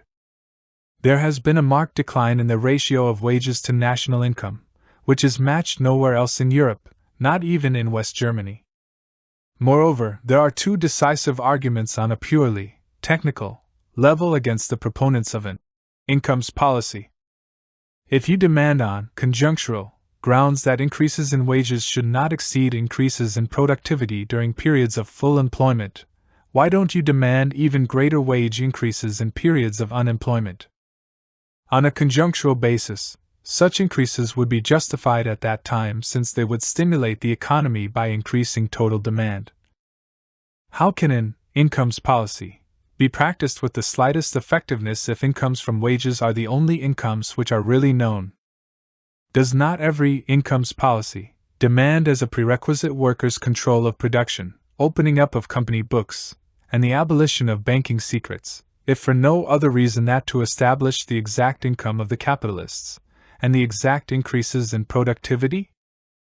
Besides, this does not at all mean that we must accept the technical arguments of the bourgeois economists. It is absolutely wrong to say that increasing wages beyond the increase in productivity is automatically inflationary in periods of full employment. This is true only to the degree that the profit rate is left stable and intact. If we were to reduce the profit rate thanks to a tyrannical intervention against private property, as the Communist Manifesto puts it, then there would be no inflation whatever. We would simply take buying power from the capitalists and give it to the workers. The only objection that can be raised is that this runs the risk of slowing down investment. But we can turn capitalist technique against its own authors by telling them that it is not such a bad thing to reduce investment when there is a period of full employment and a boom at its boiling point, that on the contrary, this reduction in investments is already on the way at the very moment, and that from the standpoint of anti-cyclical policy, it is more intelligent to reduce profits and increase wages. This would permit the demand from wage workers, from consumers, to come to the relief of investment in the interest of maintaining the conjuncture at a high level, a conjuncture which is threatened by the inevitable tendency for productive investments to fall off at a certain state. We can draw the following conclusion from all this: state intervention in economic life, managed economy, economic programming, indicative planning, are not the least bit neutral from the social point of view.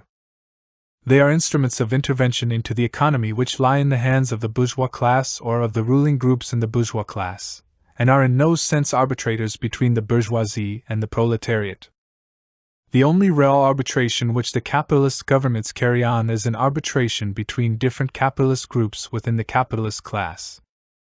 The real nature of neo-capitalism, of the growing intervention of government in economic life, can be summarized in this formula: more and more, a capitalist system left to its own economic automatism runs the risk of perishing rapidly, and increasingly the state becomes the guarantor of capitalist profit, the guarantor of the profit of the ruling monopolistic layers of the bourgeoisie.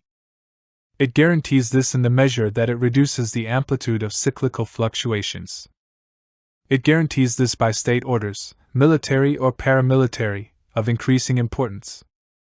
It guarantees this also by ad hoc techniques which make their appearance precisely within the framework of the managed economy. The quasi-contracts in France illustrate this. They are explicit guarantees of profit to correct certain disequilibriums in development, either regional in character or between branches of industry. The state tells the capitalists, "If you invest your capital in such and such region, or in such and such branch, we will guarantee you 6% or 7% on your capital regardless of developments, even if your junk proves unsaleable, even if you fail." This is the supreme and clearest form of the state guarantee of monopoly profit, but it is not the invention of the French planning technicians, since Messrs. Schacht, Funk and Göring had previously applied it within the framework of the Nazi armament economy and its 4-year rearmament plan. In the final analysis, this state guarantee of profits, like all of the genuinely effective anti-cyclical techniques in the capitalist system, represents a redistribution of the national income in favor of the leading monopolistic groups through the agency of the state. It is effected by the distribution of subsidies, by tax reductions, and by granting credits at reduced interest rates. All of these techniques culminate in a rise in the rate of profit, and given the framework of a normally functioning capitalist economy, especially in its phase of long-term expansion, this rise in the profit rate obviously stimulates investment, and works out according to the expectations of the authors of these projects. Either one stands squarely inside the framework of the capitalist system on a completely logical and consistent basis, and consequently accepts the fact that the only way to guarantee a constant increase in investments and the industrial upsurge based on such increases in private investments is through increasing the rate of profit. Or one refuses, takes a socialist position, rejecting the road of increasing the rate of profit, and advocates the only alternative road, which is the development of a powerful public sector in industry, alongside the private sector. This is the road out of the capitalist framework and its logic, and passes over to the arena of what we call structural anti-capitalist reforms. In the history of the Belgian working class movement in recent years, We have experienced this conflict in orientation which awaits France in the coming years, just as soon as it experiences the first rise in unemployment. Some socialist leaders whose personal honesty I don't want to question have virtually said, and in as brutal and cynical a manner as I put it just a moment ago, if you want to reabsorb unemployment in a short period within the existing system, there is no other way to do it than by increasing the rate of profit. They did not add, though it goes without saying, that this implies a redistribution of the national income at the expense of the wage earners. In other words, unless you are out to deceive people, you cannot sermonize for a more rapid economic expansion, which under capitalism implies an increase in private investments, and simultaneously demand a redistribution of the national income in favor of the wage earner. In the framework of the capitalist system, these two objectives are absolutely incompatible, at least for the short and middle-range period. The working class movement is therefore confronted with a fundamental choice between a policy of reform in the neo-capitalist structures, which implies an integration of the trade unions in the capitalist system so that they are transformed into gendarmes for the maintenance of social peace during the amortization phase of fixed capital, and a basically anti-capitalist policy, with a program of short-term anti-capitalist structural reforms. The fundamental goal of these reforms would be to take away the levers of command in the economy from the financial groups, trusts and monopolies and place them in the hands of the nation, to create a public sector of decisive weight in credit, industry and transportation, and to base all of this on workers' control. This would mark the appearance of dual power at the company level and in the whole economy, and would rapidly culminate in a duality of political power between the working class and the capitalist rulers. This stage in turn could usher in the conquest of power by the workers and the establishment of a working-class government, which could proceed to the construction of a socialist democracy free of exploitation and all its evils.